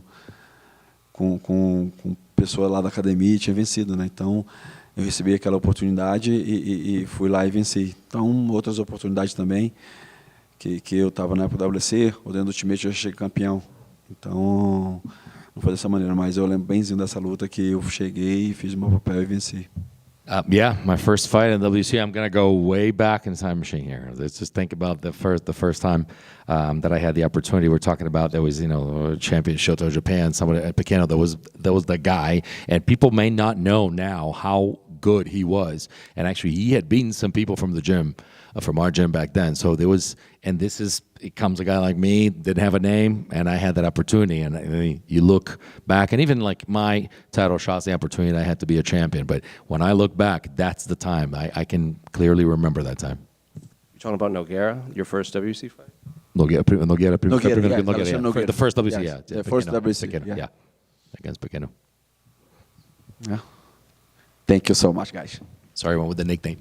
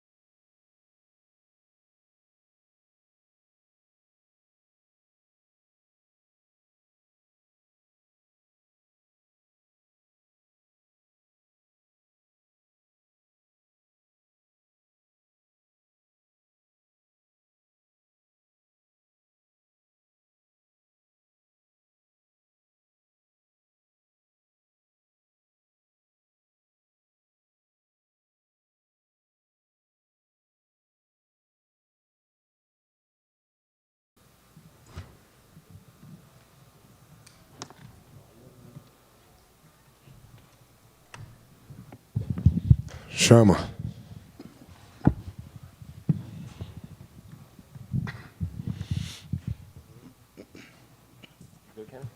Well, Alex, obviously we've seen you a lot this year, so I'm curious, how's fight camp been for this preparation for this? You know, fighting another high-level striker like Khalil, and I guess more importantly, physically, how are you feeling after so many back-to-back fight camps for these 5-round fights?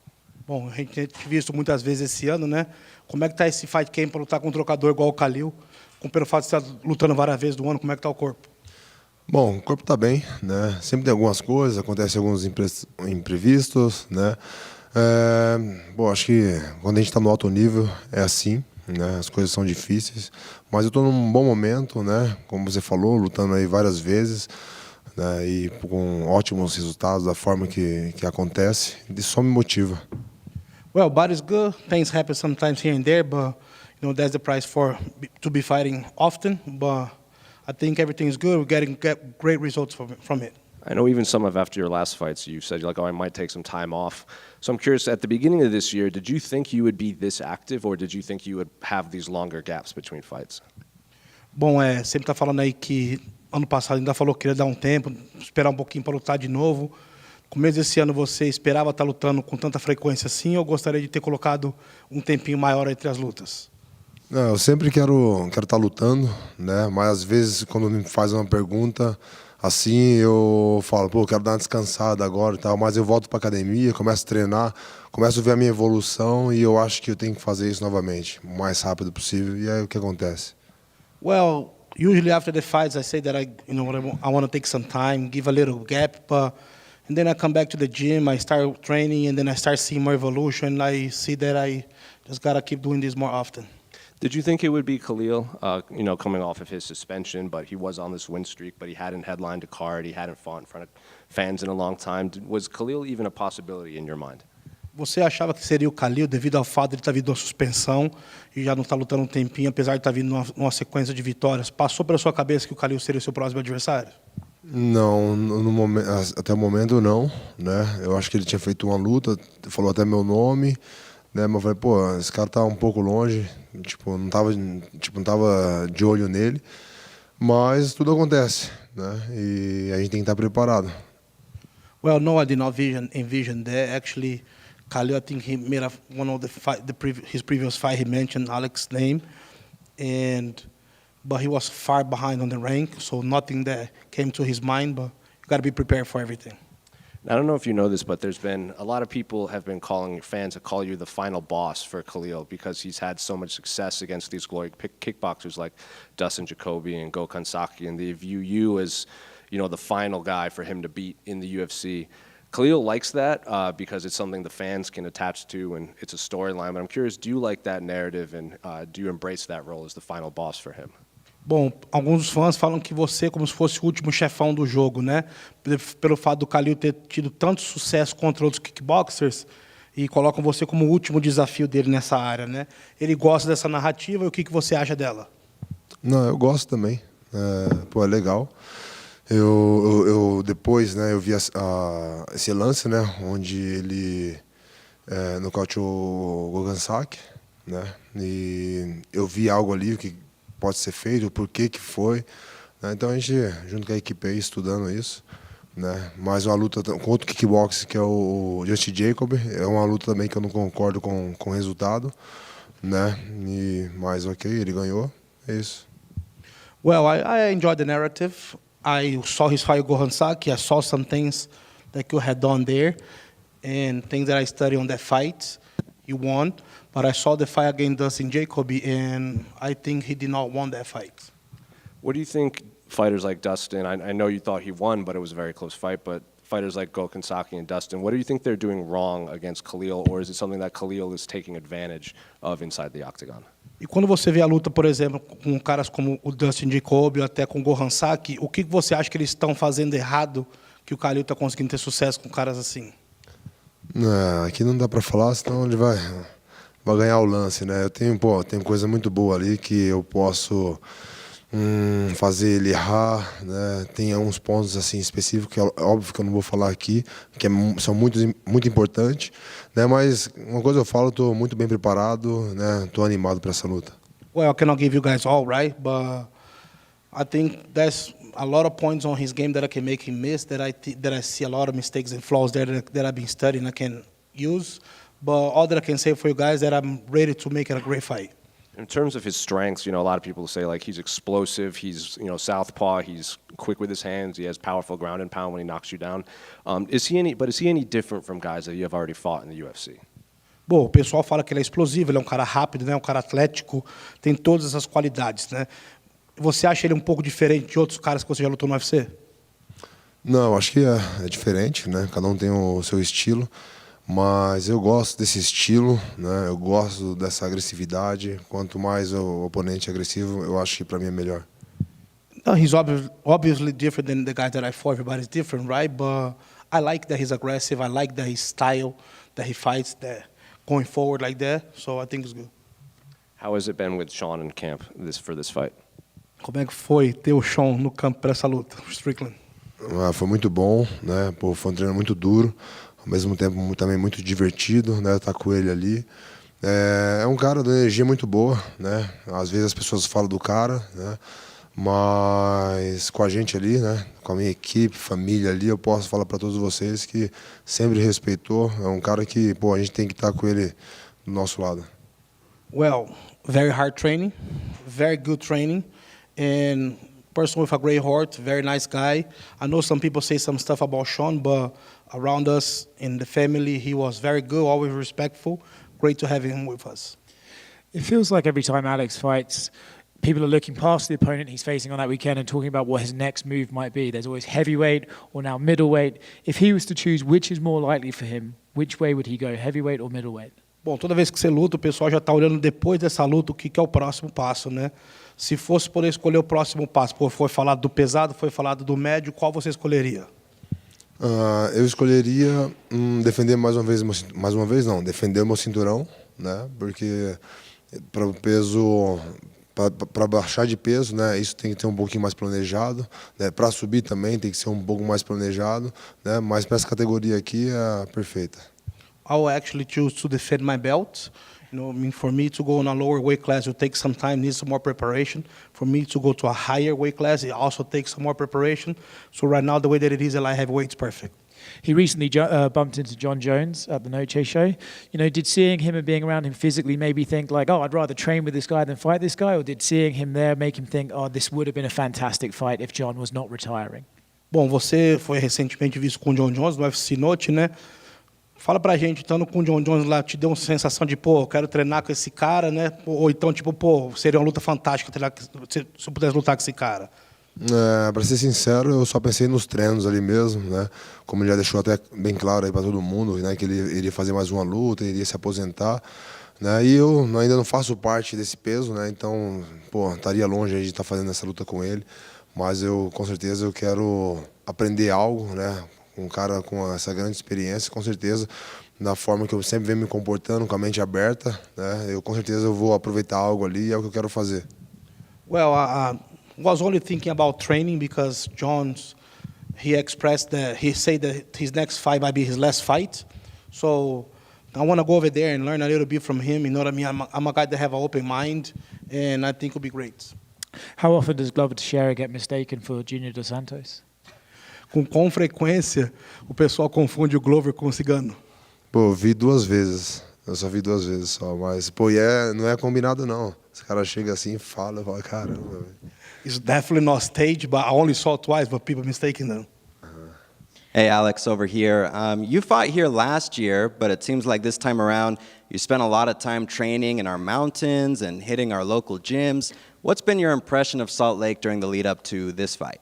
Bom, você lutou aqui ano passado, né? Mas esse ano passou mais tempo. A gente viu na montanha, a gente viu treinos nas academias locais aqui de Salt Lake City. O que você tem a dizer dessa cidade aqui? Como é que está sendo para você?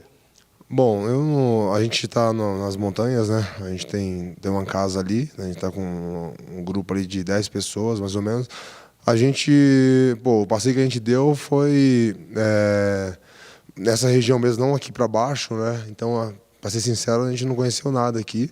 A gente está bem focado para essa luta aí. A gente evita de sair um pouco, a gente fica mais na casa ali, né? É isso. Então, é difícil falar um pouco se você não conhece. It's hard to say because honestly, we got a big house in the mountain. We are around 10 people there, but we are super focused on the camp, trying to stay around there, trying to stay home. We went to the mountains a little bit, and besides training, so it's hard to put an impression. Mas onde a gente está, pô, é muito bonito, né? Ali é um outro visual da onde a gente vem, de Canérico, que muito, sabe, pô, muitas pedras ali, coisa linda. Então eu gosto disso, meio na natureza, fazer os treinos ali onde a gente estava fazendo, as corridas, para mim está sendo perfeito. But it's a beautiful landscape. It's different than Connecticut, so I enjoy being in the mountain. I enjoy doing the trains that we are doing. It's a beautiful place here. Awesome. And this will be your 4th fight in less than a year. What motivates you to be so incredibly active and putting in all the training that you do? Bom, e essa vai ser a sua 4ª luta em menos de um ano. O que te motiva a ser um cara tão ativo e estar sempre buscando defender o cinturão assim, lutando? O que me motiva é todos os benefícios que eu tenho, né, em poder ajudar minha família. Né, isso para mim é muito importante. Né, esse sempre foi o meu sonho, né, poder ajudar o meu pessoal. E com certeza, com o trabalho que a gente vem fazendo, eu acho que eu tenho uma história muito bacana, assim, muito bonita, onde eu posso estar motivando as pessoas. E, com todo esse sucesso, isso eu consigo mostrar para eles. Well, what motivates me is the benefits that comes with being a champ, right? Is everything that I get and I can provide better for my family, but also to be able to tell my story and to motivate people with everything that I do. Shama. Hey, Alex. I'm just curious, after this fight was announced, a lot of people thought that Khalil did not deserve to fight you. I'm just curious if you agree with that. Do you think he's done enough to fight you, or do you think that the fans were correct that he doesn't deserve to fight you? Quando essa luta foi anunciada, muitos fãs não concordaram e falaram que o Khalil não merecia estar lutando pelo cinturão. Você concorda que ele merece? O que você acha da situação? Eu acho que ele merece. Foi da mesma forma que aconteceu comigo. A gente vê, né, às vezes, pessoa pulando ali o ranking, né? Foi o que aconteceu comigo também, né? E hoje eu sou campeão. Então, eu provei que não sou uma enganação. Eu fui ali, me colocaram à frente de muitas pessoas, eu bati em quem eu tinha que bater e fui campeão, né? Então, eu acho que estão fazendo a mesma coisa com ele. Vai ser uma luta muito boa, né? E eu acho que tá tudo certo. No, he does deserve, you know what I mean? Same happened with me, you know what I mean? I got kind of jumped on the rankings, but it's due to the work that he been put on. I put the work like that too, keep beating some guys, and then the opportunity presented. Thank you. Alex, right back here. Being from Connecticut myself, man, I've had the opportunity to interview a lot of the guys at the gym.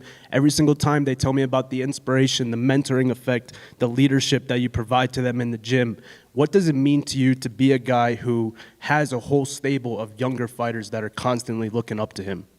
Bom, ele também é de Connecticut, né? Sabe que você é um cara que tá motivando, tá sempre aí inspirando essa galera local, esses lutadores locais de lá também. O que significa para você estar inspirando essa galera e estar sendo um exemplo para o pessoal que está subindo aí?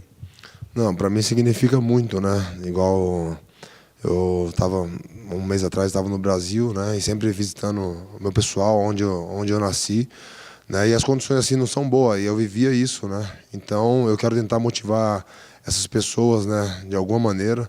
E a gente sabe da grandeza do UFC, né? Não vai ficar só ali no meu bairro onde eu nasci, isso vai mostrar para o mundo. Então acho que hoje eu sou uma motivação, uma inspiração para essas pessoas. Então é por isso que isso é importante para mim. No, this is really important to me, not only in there, but also in general. Like a month ago, I was in Brazil, and I see the inspiration that I cause on people that are trying to get up from the bottom, right? And I think it's really important for me to be able to motivate these people. Absolutely. And I know your sister, I heard she has a big fight out here next week. And I wanted to ask you, are you going to be staying in Salt Lake City for an extra week? And how excited are you to see her competing in a pit? Bom, já ficamos sabendo, né, que a Aline vai lutar semana que vem, sua irmã. E você vai ficar aqui uma semana a mais para ficar na luta dele. E como é que você está já visualizando, como é que você acha dessa luta dela que vai ser, né, naquele domo? Bom, um pouco diferente, né? Tá lutando ali, eu não sei qual que é a sensação. É um pouco diferente de octógono, de ringue, né? Mas ela tá bem preparada, né? Pô, tá também treinando na altitude, vai ter um pouco até, mas uma semana a mais do que eu aí para a luta. Eu estaria 3 semanas e ela vai estar 4 semanas, então hoje mesmo fez sparring, fez 4 rounds de sparring.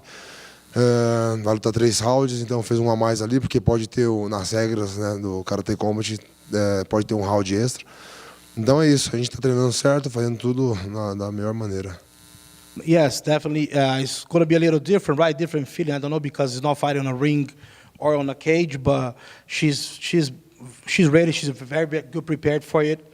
I actually stay here 3 weeks. She's going to fight a week after me, so it's going to be 4 weeks of training on the elevation. And she's good. Today she did 4 rounds of sparring. The fight's 3 rounds only, so I think she's ready for it. And last from me, I saw on Instagram a couple days ago, you mentioned that maybe down the line there might be a nicotine pouch with your name on it. We know how much you like the Zins and stuff like that. Is that another way that you see yourself connecting with the fans down the road? Pô, e também você anunciou que talvez vai ter com o seu próprio, né, saquinho de nicotina. Você é um cara que gosta muito do Zin, né? Isso também é outra maneira de você estar podendo conectar com seus fãs? Isso aqui eu uso mais para treinar. Né, antes do treino ali, eu gosto de fazer isso para deixar eu mais focado. Né? Então, é isso. É isso. Well, I think there's a way for me to stay a little more focused because I use before training, so it's pretty much it. E como você tinha anunciado também, você acha que você vai ter o seu, em vez de ter o Zin? Não sei. Não sei. De repente, se vier uma proposta do Zin aí, a gente pode fechar algo. I don't know yet, but also if Zin want to throw an offer, we can close some deal. Hola, Alex. On Tuesday, your ex-rival from kickboxing, Artem Vakhitov, will fight for his first UFC contract in the Dana White Contender Series. So how do you think does he has potential to succeed in your division? And are you looking forward to face him for the 3rd time now in UFC cage? Bom, o seu ex-rival Artem Vakhitov vai lutar terça-feira no Contender, né? Como é que você acha que pode ser o potencial dele no MMA? E se talvez você já visualiza uma 3ª luta entre vocês dois na divisão meio pesada do UFC? No MMA eu não sei. Depois que eu tô dentro do UFC, eu meio que parei um pouco assim, de acompanhar o kickbox. Se fosse kickbox, eu diria que seria talvez o campeão aí, próximo campeão. Mas MMA não dá para saber não. Então, como não estou acompanhando, difícil responder isso. E ele perguntou se você acha que um dia eu vou lutar com ele no UFC. Se eu lutar, eu acho muito difícil. Well, I stopped following kickboxing, so I kind of don't know how he's doing, right? So I don't know what his potential, but I think fighting me in the UFC at this point I think will be hard. É que as pessoas às vezes confundem um pouco. Vê a minha história com a Adesanya, né? Eles acham que pode fazer a mesma coisa. Cara, vê tudo que aconteceu comigo e com a Adesanya, pra gente ter essa história, né, aqui dentro do UFC. As pessoas acham que porque um ganhou de mim lá não sei aonde, o outro fez isso, Acho que vai chegar aqui e vai acontecer a mesma coisa que aconteceu comigo e com a Adesanya. Esses caras não são eu, eles não são o Adesanya, são diferentes. Well, people get mistaken sometimes, think that it's just easy to make a store like I did with Israel Adesanya. Guys that, beat me on a fight like long ago, and they think they just come here and make the same story. Bro, they are not me. They are not Israel Adesanya. Look at the whole story behind that to get to there. Obrigado. Sure. Chama.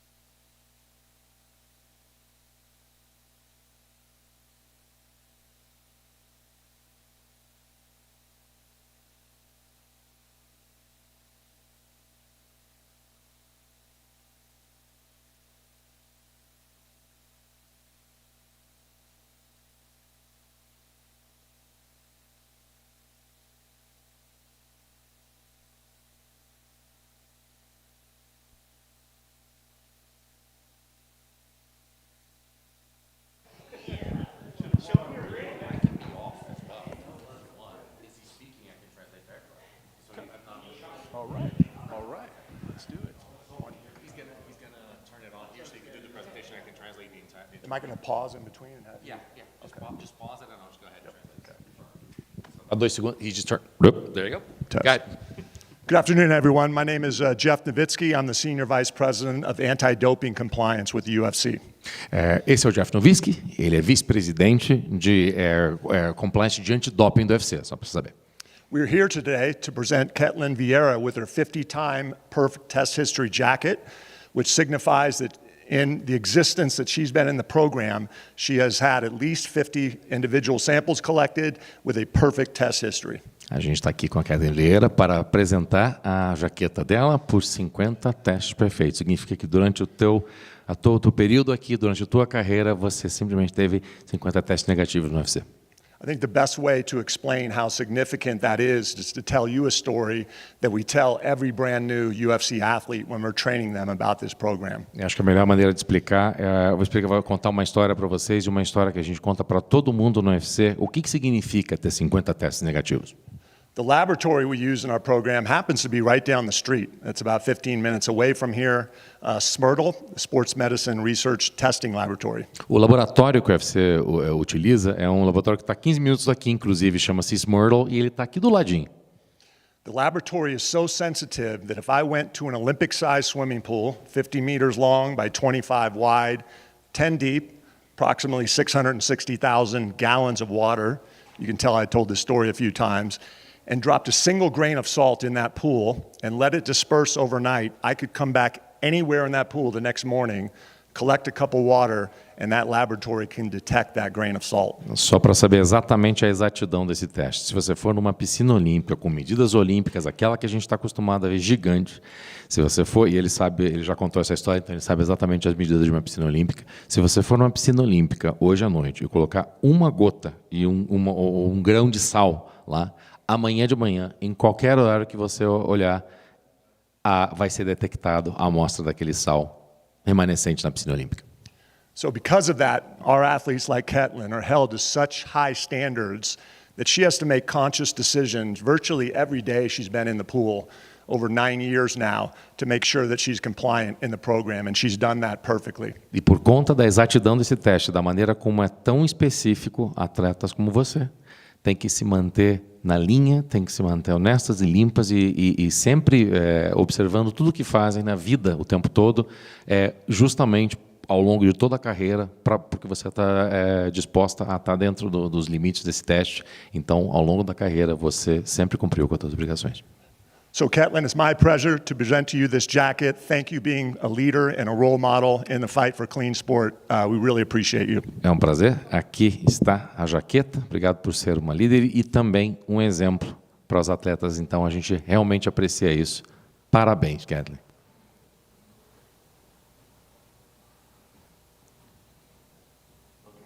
Yeah.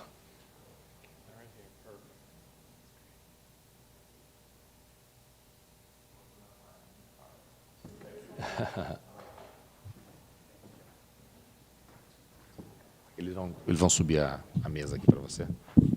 Seria sacanagem fazer você sentar aqui no chão. Só.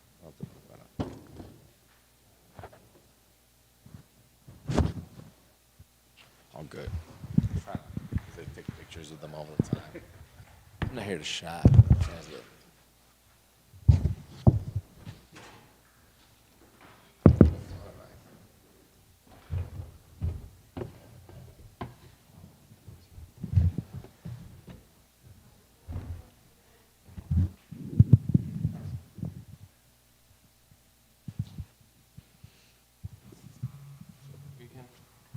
Well, Ketlen, big fight week here ahead of not a UFC champion, but in a woman a lot of people view as a future champion or the uncrowned champion. So I guess, how's fight camp been? How's this week been? And what do you make of Kayla as an opponent? E aí, Ketlen, uma semana de luta importantíssima, não contra uma campeã do UFC, mas obviamente, alguém que vem de título, uma pessoa que é vista como, as pessoas como uma candidata ao título. É uma tremenda de uma luta. Como é que foi o camp? Como é que você está? Então, estou muito feliz com a oportunidade, né? Eu acho que eu estou aqui por isso, pelas grandes lutas, para lutar com as melhores. É isso que me deixa feliz. Eu sou movida a grandes desafios. E eu tive um camp maravilhoso, né? Eu acho que só o fato de eu sair 100%, sem nenhuma lesão, eu acho que isso aí já é o fator já principal para eu agradecer. Mas foi um camp muito duro e eu estou muito feliz porque eu estou muito bem preparada. I'm happy with the opportunity, and I'm here to fight against the best and have the greatest fights, and that's what we're here for. We know that, and I cherish and I'm moved by the toughest challenges. I know that I came out of this camp. If you look at this camp, I came out 100%, no injuries whatsoever, just feeling great, and that's a victory in and of itself. Very excited and very prepared for this fight. It's kind of a unique position too, right? Because it's not for a UFC title, but Kayla might be the bigger name of the main event. I mean, the co-main event, and then your fight. It seems like fighting Kayla will draw more eyeballs than actually fighting for the title. So I'm curious, do you agree with that? And again, like, what do you make of Kayla's skill set in there? É uma situação estranha, diferente pelo menos, porque o nome da Kayla carrega muito peso. Então, até mesmo se você parar para pensar, da própria luta contra o título. Carrega-se um peso muito grande. Ou seja, o que significa para você encarar uma Kayla e o que você acha das habilidades dela? O que você pode comentar sobre ela como oponente? Então, eu já estou nessa posição há muito tempo, ali de estar próximo a disputar um cinturão, mas eu acredito que a próxima luta sempre é mais difícil, né? Essa é mais difícil, a próxima vai ser a mais difícil, mas já fui muito testada, né? Eu lutei contra a Sarah McMahon, que vinha embalada de 3 vitórias, e quem ganhasse disputava o cinturão, eu ganhei, mais uma vez eu não fui. Depois, logo em seguida, eu lutei contra a Ketlen Vieira, que era a única mulher até então a ter vencido a Amanda Nunes, e quem ganhasse o cinturão, eu ganhei, mas uma vez não houve. Então, assim, eu estou desde 2018, né, com essa oportunidade de cinturão, mas, como eu sempre falo, é tudo no tempo de Deus, não é no meu tempo. Deus tem a hora certa para tudo. Eu acredito que agora é o meu momento, agora é a minha hora. Eu estou melhor, não só tecnicamente, mas mais amadurecida como pessoa e como atleta. Então, essa luta veio no momento certo, né? A Kayla é um grande nome. No judô, para mim, eu acho que no MMA ela tem que se provar muito ainda, né? As pessoas confundem o nome dela no judô com MMA, né? Principalmente que dentro do UFC, ela fez apenas uma luta.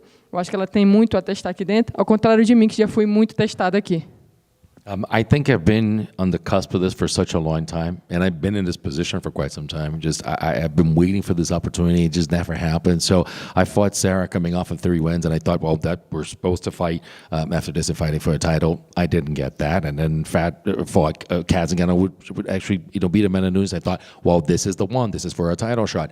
It never happened again. So it didn't happen. So it's been since 2018 that I've been at this and just battling for it. And I believe, everything happens for a reason. It's not, and there's not my time. It's God's time, and things are happening because they need to happen.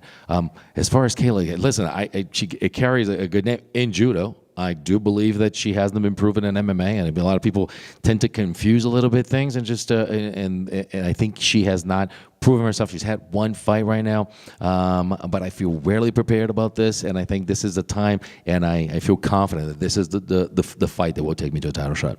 Well, speaking of confidence, Kayla was in here, and she said that she thinks that she could beat you, Raquel, and Julianna all on the same night. So I'm curious, do you think she's just saying that to build the fight, or is she just confident in her mind, and what do you make of her comments?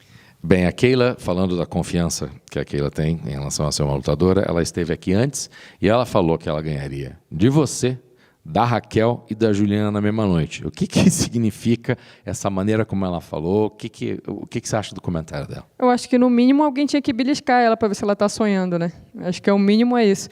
É uma atleta que, para mim, é totalmente dependente da luta de solo. Ela só sabe fazer isso. Ela fala que ela é melhor, mas ela não pode só trocar. Ela não está preparada. Já eu posso trocar com qualquer uma, eu posso trocar judô com qualquer uma, eu posso fazer wrestling com qualquer uma, como já fiz com uma medalhista olímpica, e posso fazer jiu-jitsu com qualquer uma. Já ela, não. I think she needs to pinch herself, or somebody needs to pinch her to see if she's dreaming or something. Because I just don't understand where this is coming from. I think as an athlete that's so dependent on a specific ground, specifically on the ground game. I'm like, listen, I can strike with the best. I'm not sure if she actually can do something like that. I have wrestled against someone actually that has an Olympic medal. I've done jiu-jitsu with the best, and I think that I can do all those things. I don't think she can. Everyone keeps asking her if she's the backup and if she would be willing to take this fight on short notice. And she said she'll take this fight on, she'll beat you, and then if they ask her, she'll fight for the title. I'm curious, would you do something like that if the UFC came to, like if you beat Kayla and they're like, hey, can you just turn around in 30 minutes and fight for a UFC title? O pessoal fica perguntando para ela se ela seria de repente a reserva para a luta do título. Tipo assim, ela ganha de você e daí ela tá lá e luta na luta do título caso aconteça. A pergunta é, você se colocaria numa posição como essa? Você fala assim, pô, ok, ganhei da Kayla, tem meia hora que tu vai lutar na luta pro título, bora? Acho que quem tem boca fala o que quer, né? Falar até papagaio fala. Eu acho que já vai ser difícil ela bater 61 e 700, imagine 61 e 200, né? Porque para você ser reserva da disputa de título, você tem que bater o peso da categoria, né? Então acho assim que ela vive num mundo da imaginação, assim, né? Eu acho que ela fala mais isso para promover, ou ela fala na frente do espelho para tentar convencer ela mesma disso, mas isso é só para vender, porque quem realmente tem de luta sabe que isso não é possível. I think, you got a mouth, you're going to talk. I mean, even parrots talk because they got a mouth, so it don't matter. I mean, first of all, you have to look at this like, okay, so it's hard for her already to make weight as it is, and then as if you know anything about these fights, you have to make weight for the other fight too. So how that's going to happen? So I think that she lives in a world of her own imagination. I think she maybe says things in front of the mirror to just like convince herself about this, because I mean, if you understand anything about fighting, any of us crazy about doing something or even thinking about that. I'm curious to get your thoughts on this. Julianna was also in here, and she feels that Raquel Pennington doesn't do enough to promote the UFC women's bantamweight division, and that's why Julianna thinks that she wants this fight more because she can, promote the entire division, and Raquel runs from the spotlight. I'm curious, do you agree with that assessment? Uma pergunta que eu tenho para você, curioso para saber qual é a tua opinião sobre algo que a Juliana falou. A Juliana falou que a Raquel não faz o suficiente para vender a luta, ela não vende a divisão gala, ela não vende bem as lutas e ao contrário da Juliana, que disse, eu faço isso bem. Eu acho que a Raquel foge um pouco dos holofotes e tenta não aparecer. O que você acha isso sobre promover a luta? Eu acho que ela tem que cuidar da vida dela, né? Eu acho que o principal é isso, ela tem que cuidar da vida dela. Não é porque ela é dessa forma que ela tem que impor que outra pessoa seja igual. Não é porque eu sou de um jeito que eu tenho que impor que cada um de vocês tem que ser desse jeito porque eu acho que é certo, né? Para mim, eu admiro muito a Raquel como campeã, uma pessoa humilde, fala com todo mundo. Já a Julianna Peña, ela é o que o Verdun chama de cu de cachorro para mim. All right, so okay, I'm gonna have to clean this one up. Yep, here we go. First of all, I think that she needs to worry about her life first and foremost. All right, listen, it's not because someone is one way, you have to be in the same way. Just because of the fact that, I mean, first of all, I respect Raquel a lot. She, as a champion, she's very humble, says hi to everybody, so great. I mean, as far as Juliana, I mean, she's going to talk. She's what Fabricio Verdum calls in Brazil like a dog's ass. Listen, just here to translate. And then last one for me. Asshole, dog's asshole, to be very clear. Last one for me, I think I know the answer, but can I just get your thoughts on the main event between Alex and Khalil? Essa foi a última, mas a última pergunta, qual é a sua opinião sobre o evento principal entre Alex Pereira e Khalil Rountree? Acho que vai ser uma grande luta, né? Para mim, as pessoas falam muito estatisticamente, né? Mas eu acredito que quando você entra no octógono, é 50% de chance para cada um. Acredito que vai ser uma grande luta digna de main event. I think it's going to be a great fight. I think people tend to talk a lot about like statistically, but I think when you go in there, it's 50-50. I think it is a fight worthy of a main event. Right back here. When it became official that Kayla was coming over to the UFC, was she ever someone that you thought of fighting potentially, someone that you envisioned fighting? Quando começou a se tornar uma coisa oficial de que a Kayla ia vir para o UFC, você já visualizava elas como sendo uma pessoa contra quem você teria que lutar? Não, eu vejo um passo de cada vez, né? Eu só vim pensar na Kayla a partir do momento que ela se tornou a minha adversária. Então eu penso assim, você tem que focar ali na sua frente um passo de cada vez. I know, one step at a time. I think that I started to think about Kayla when she actually became my opponent. I think that's what you need to do. You need to focus at one step at a time, and whoever needs to be next. Thank you.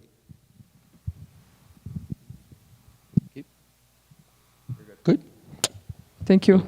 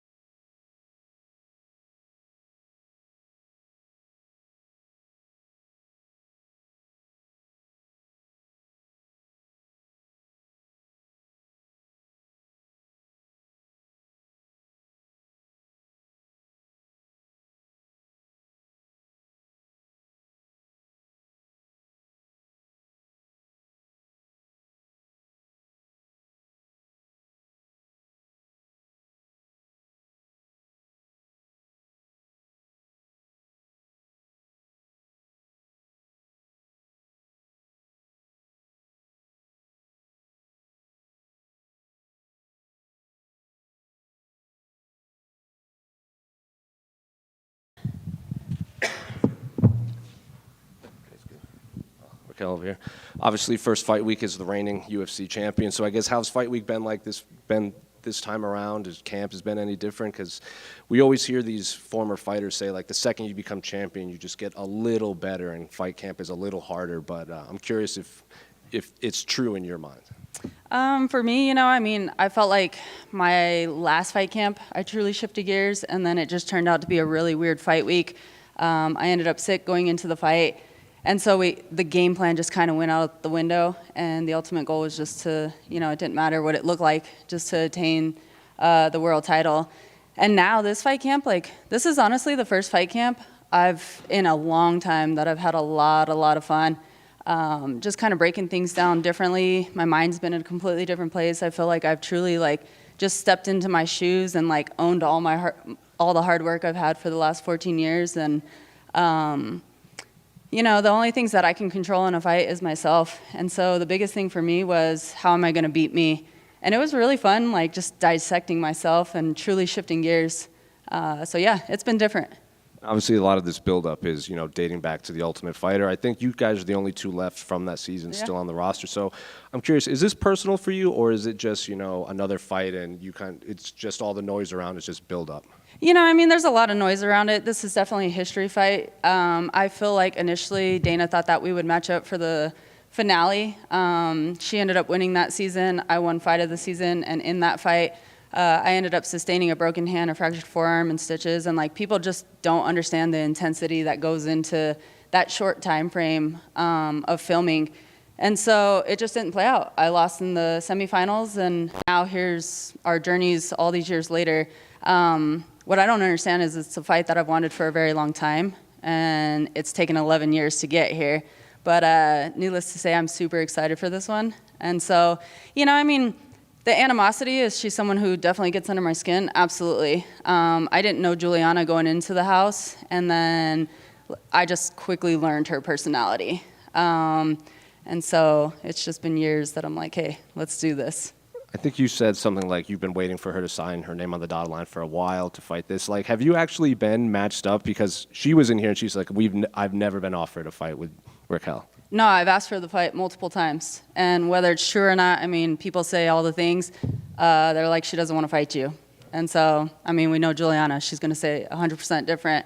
But I've asked for it for years, and somehow it's never aligned. But it is what it is. She was also in here, and she said that she doesn't think you are a good representation of the women's bantamweight division because you don't promote it.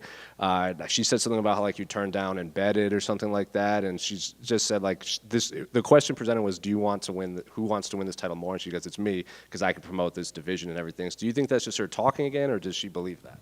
We all know that Julianna has a master's degree in yapology. All she does is talk shit. She keeps herself relevant that way. And to sit here and say, oh, I turned down Embedded, how does she know anything into what I'm even doing? It's interesting, but, she just yaps and she talks. But at the end of the day, I've always been me. I stay authentic to who I am. I don't feel the need to go out there and do all the extra shit talking and whatnot. This is 14 years of hard work. I got here just staying in my lane, and you want to call me a terrible representation, I didn't see her doing any better. She, she had the biggest upset, and then she turned around and she got her ass handed to her for 5 rounds. And so where's the representation in that? But I can tell you for sure, I'm here to stay and still. Kind of going off of that, I think if you win, you tie Amanda. When I win. When you win, you tie Amanda for the most wins in this division. I'm curious, did you think you would be competing this long? Because a lot of fighters, they have they go, I want to retire at 35 with all these wins. I'm curious, did you think you would reach this far in your career? No, honestly, when I started this 14 years ago, sports medicine has changed so much. When you got to a certain point in this career, just as an athlete in general, you hit 35 and that sounds real old. And just kind of putting your body through the ringer. But like I said, sports medicine's changed so much. And honestly, I feel truly in my prime. I remember when it was okay, I'm going to fight until I'm 31, 32. And in fighting, the years go fast. You get into a fight camp, and before you know it, half of the year's gone. So yeah, no, I didn't think it was going to be this long. But, I've stuck it out. And like I said, I feel in my prime, and all the stars are aligning, and I'm super excited. In terms of the actual fight, I think, you said you could envision this being a war. Julianna's coach said, she has the advantage in power. Julianna said that her coach. And your power? That's what she says. Is her coaches are going to let the dog off the chain. So I'm curious, how do you see this fight playing out as you laugh at? At the end of the day, honestly, I mean, yeah, we're the last Ultimate Fighter. We've been here for a long time, but I've been the most active. I've fought in the best of the best. I've done a bunch of things throughout my career. And just when it comes to it, she sits here, anybody sits here and they're like, oh, you don't let your hands go. Dana's been telling me for how many years now? I think you said that on Tough, right? On Tough, after every single fight, his exact words, let your fucking hands go. There's a reason for that. I've crossed a lot of coaches' paths. I've hit mitts with a lot of people, and they're like, dude, the power that you produce. I train with the guys because the girls, they get frustrated when I train with them, and it's not even trying to hit anybody hard. Like, I just have a snap behind me. So, like, I know I have true power, and I know that I have true skill behind me in every which way. I feel like coming off The Ultimate Fighter, I was categorized as a brawler, but I truly feel like a well-rounded mixed martial artist. I have a great jiu-jitsu game. I have a great wrestling game. My coach is always telling me, he's like, hey, like, I just want to put you in some wrestling matches. And it's like, absolutely not. He's like, you're really good at it.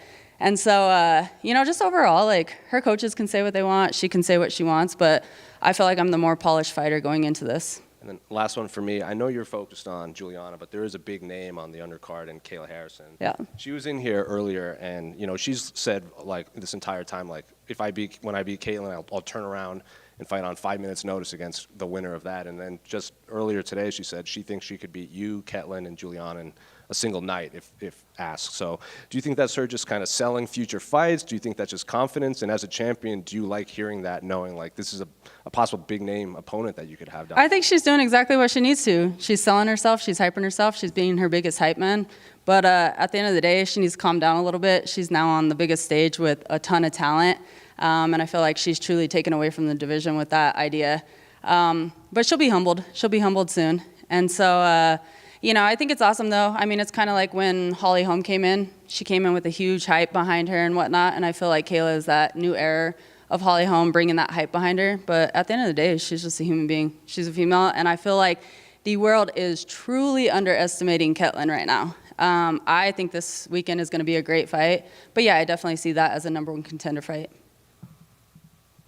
Raquel, right over here.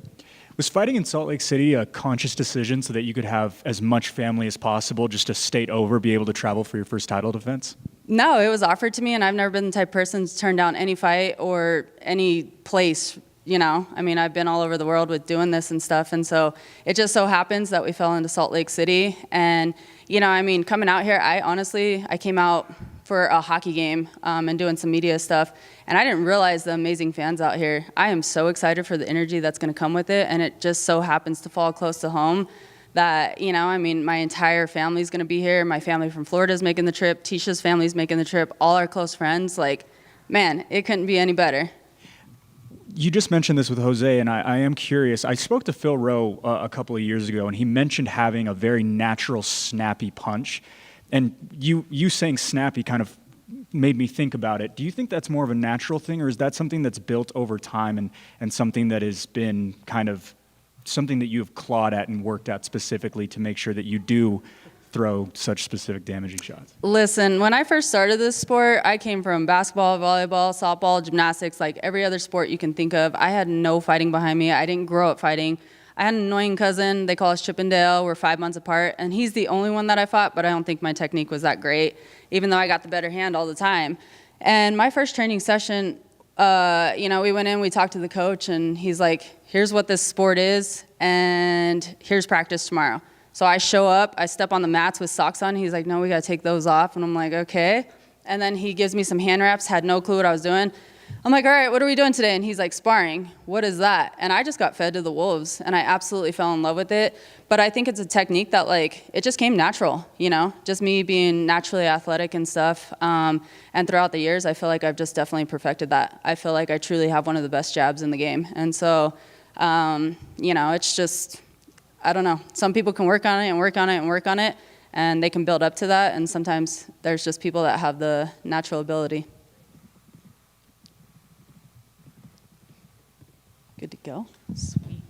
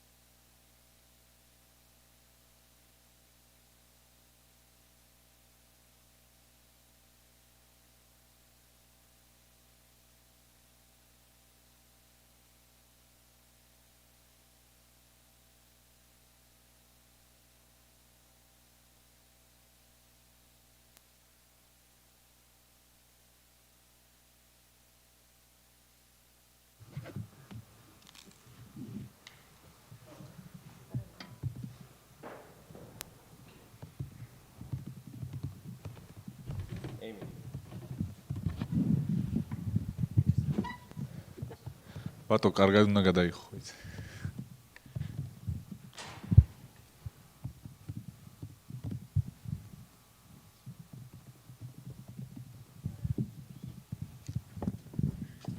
Welcome to Fight Week. How are you feeling? Hi, good, thank you. What do you think of Salt Lake City?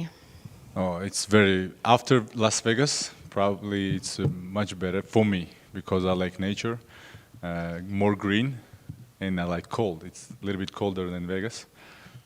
But in America, Vegas is my home. That's why I like Utah, but I will go back there.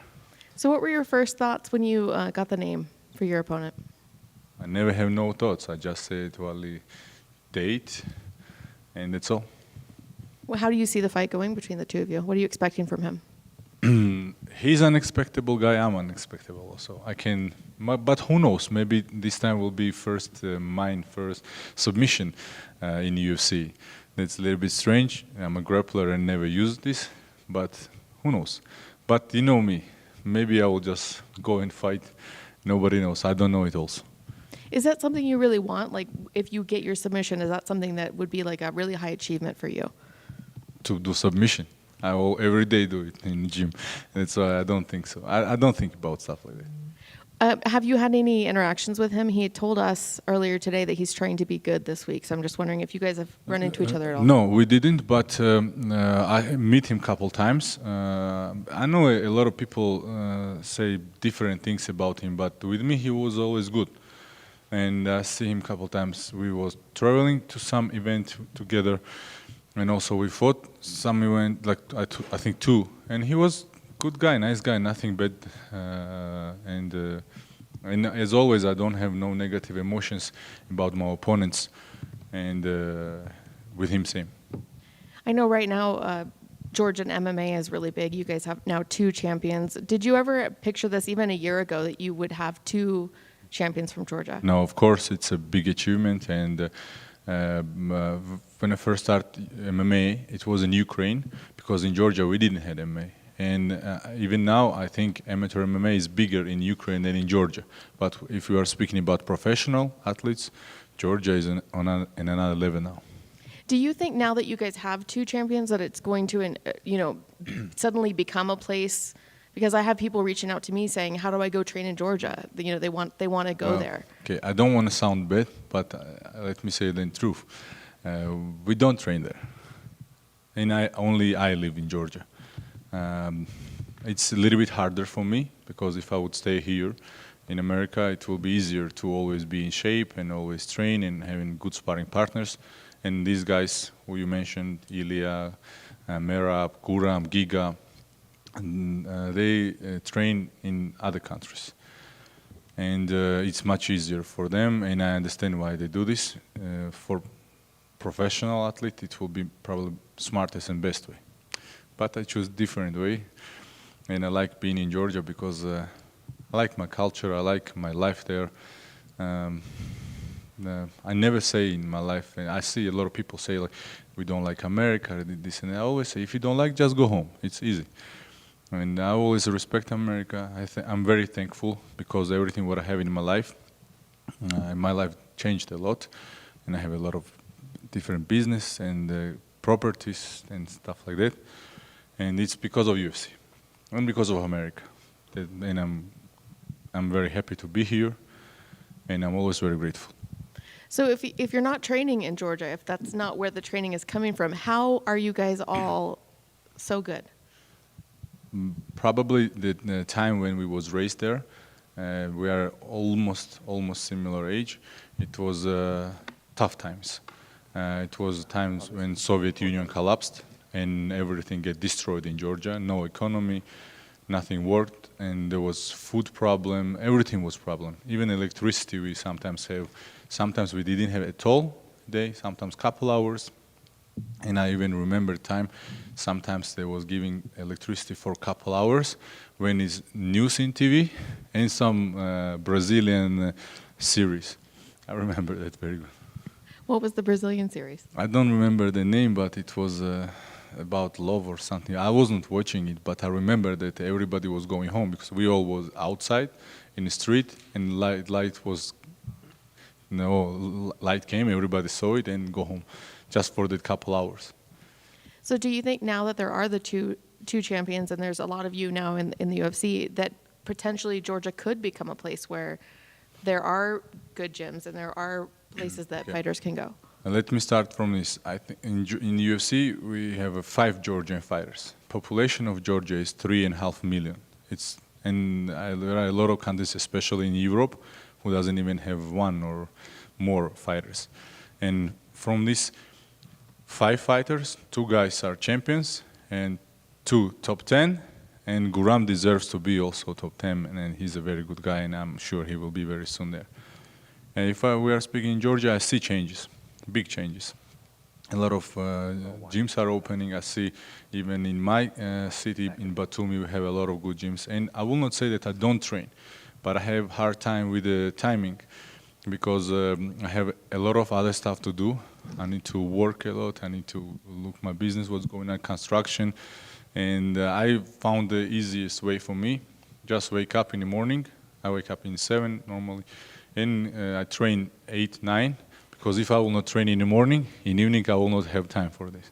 That's why I train every day, but it's usually in the mornings. And like this I keep good shape. And even last time when I fly for Smith fight, and everybody thought, and it was it was 1 week before fight I came here.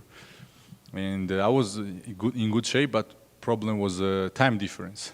But my shape was good, exactly because of that I started doing trainings in the morning, quite hard trainings, and that helps me to keep me in good shape. And last question for me, is there extra pressure on you knowing, what everything that you just said about Georgia and the champions, and now knowing you have to prove yourself now, is there extra pressure?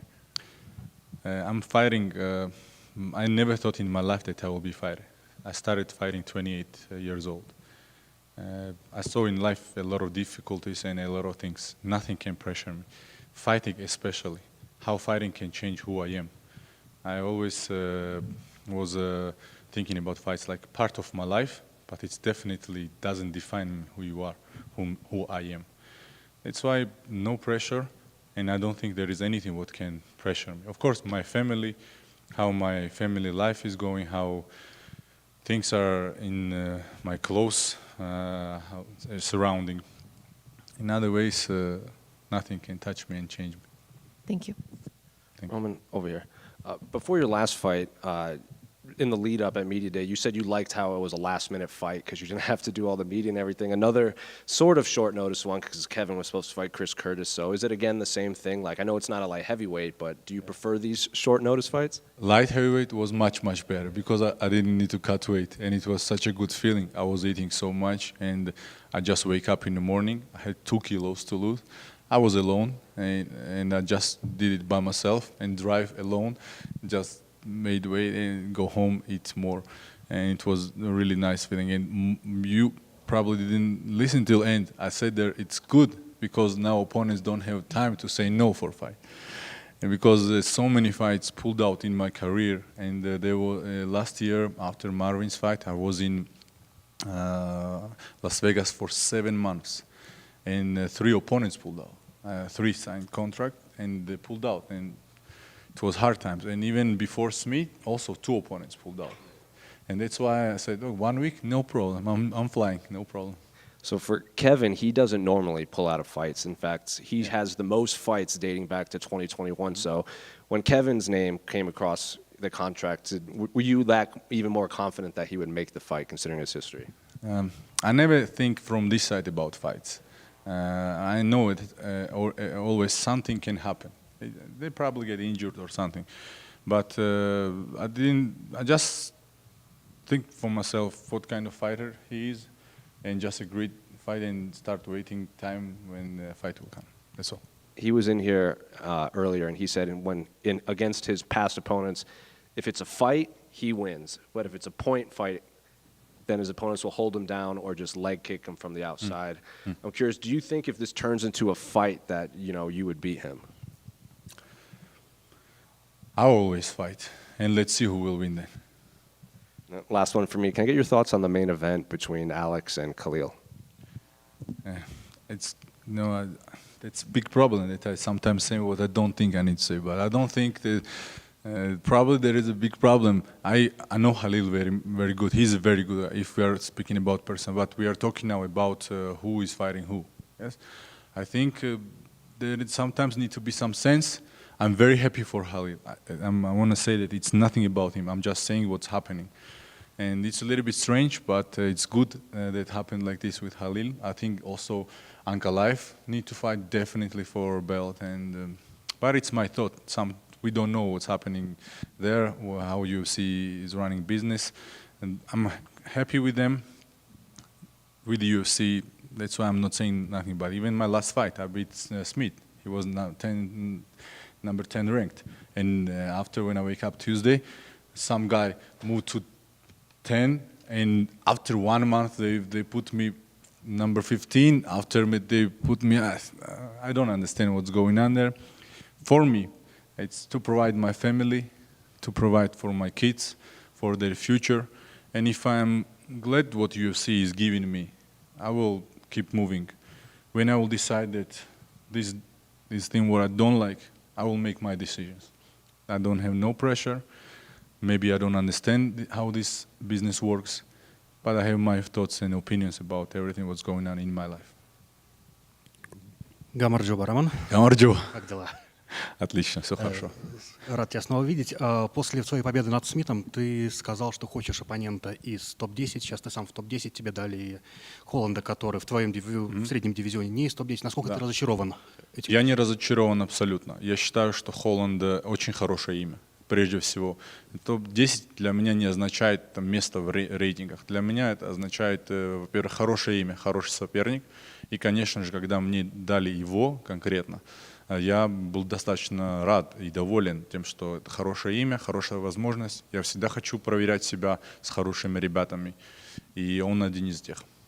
Ты сказал еще, что хочешь подраться с Хамзатом Чимаевым. В дивизионе это твой самый желанный соперник? Конечно, если не говорить о титульном поединке, возможном, который все может изменить. Вот Халил 8 номер, он выиграл Смита, которого я выиграл перед, и он дерется пояс.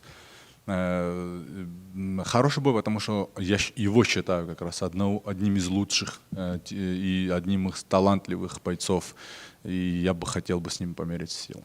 Ну смотри, в случае победы над Уитакером, скорее всего, в следующий бой он будет претендовать на титульник. Да. Как ты думаешь, есть ли вообще шанс в ближайшем будущем вам встретиться в октагоне? Вот вы сказали, если он выиграет. А если он не выиграет? Если он не выиграет, тогда да, есть. Вот тогда. И поэтому, если я выиграю, и дальше буду продолжать выиграть. Поэтому это все разговоры. Я, конечно, могу все что угодно планировать. Я вообще не думал в жизни, что я буду в UFC драться, не думал, что буду в топ-10, не думал, что и в 93 буду побеждать и быть в 2 весовых топовым бойцом. Ну, есть что есть. Я лишь принимаю дорогу жизни, которая мне дается. И я стараюсь идти по ней честно и достойно. И последний вопрос от меня. Из всех грузинских бойцов UFC ты, пожалуй, самый интеллигентный, особенно если сравнивать с Мирабом, с Ильей. Такой мистер, хороший парень. Всегда говоришь правильные вещи. Ты не считаешь, что тебе это в UFC немножечко мешает? Если говорить честно, считаю, что да. Потому что публика, контингент людей, которые это все смотрят, наверное, им нравятся такие разговоры. Но у меня на данный момент растут 2 мальчика, 2 сына. И я думаю, еще минимум парочку будет сыновей. Надеюсь, и дочка тоже. И я прежде всего поведу себя так, как бы хотел бы, чтобы они видели своего отца, и как бы я бы их хотел бы видеть в дальнейшей жизни. Поэтому у меня нету другого выхода. И я лишь есть, кто я есть. Я не могу играть какую-то роль только потому, что кому-то это нравится, и мне за это больше заплатят. Спасибо. Хорошего боя. Спасибо.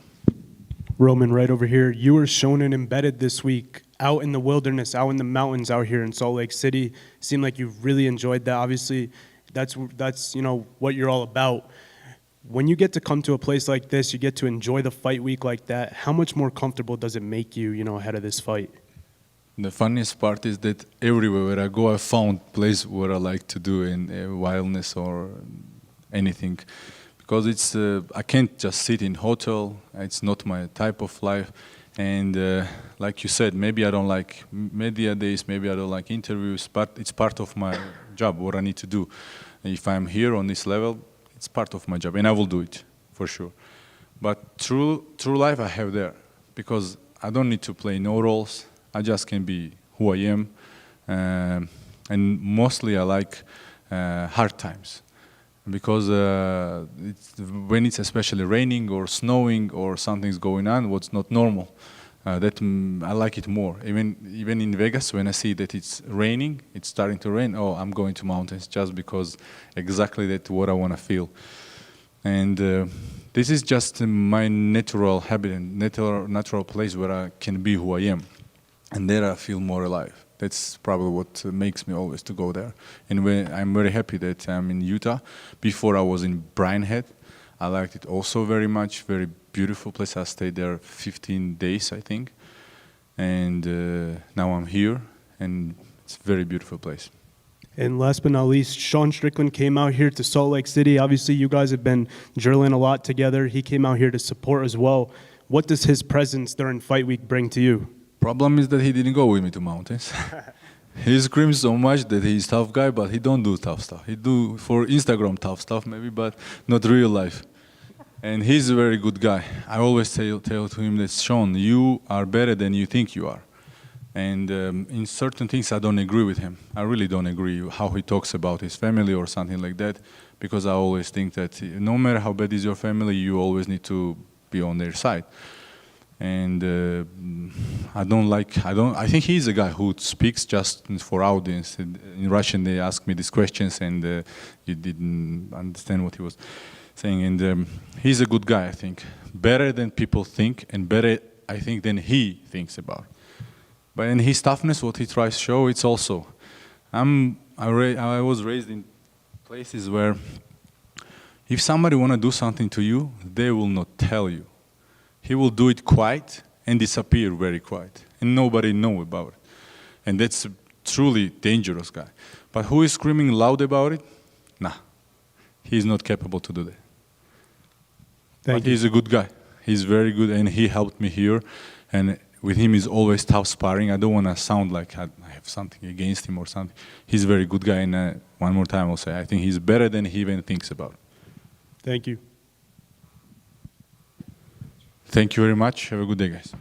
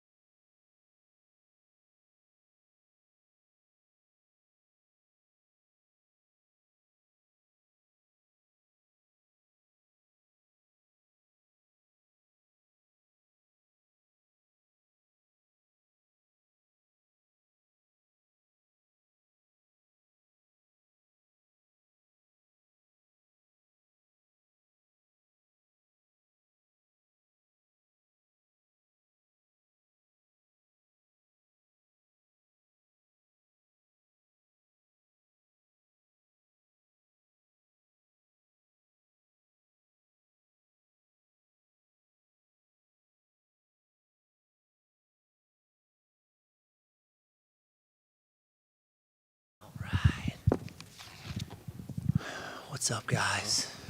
Steven over here. Yes, sir. Obviously, last time we saw you in Salt Lake City, you did a whole media day, and you didn't end up getting a fight. So when they announced this card was going to happen, did you want to be on this card for the opportunity to fight in Salt Lake?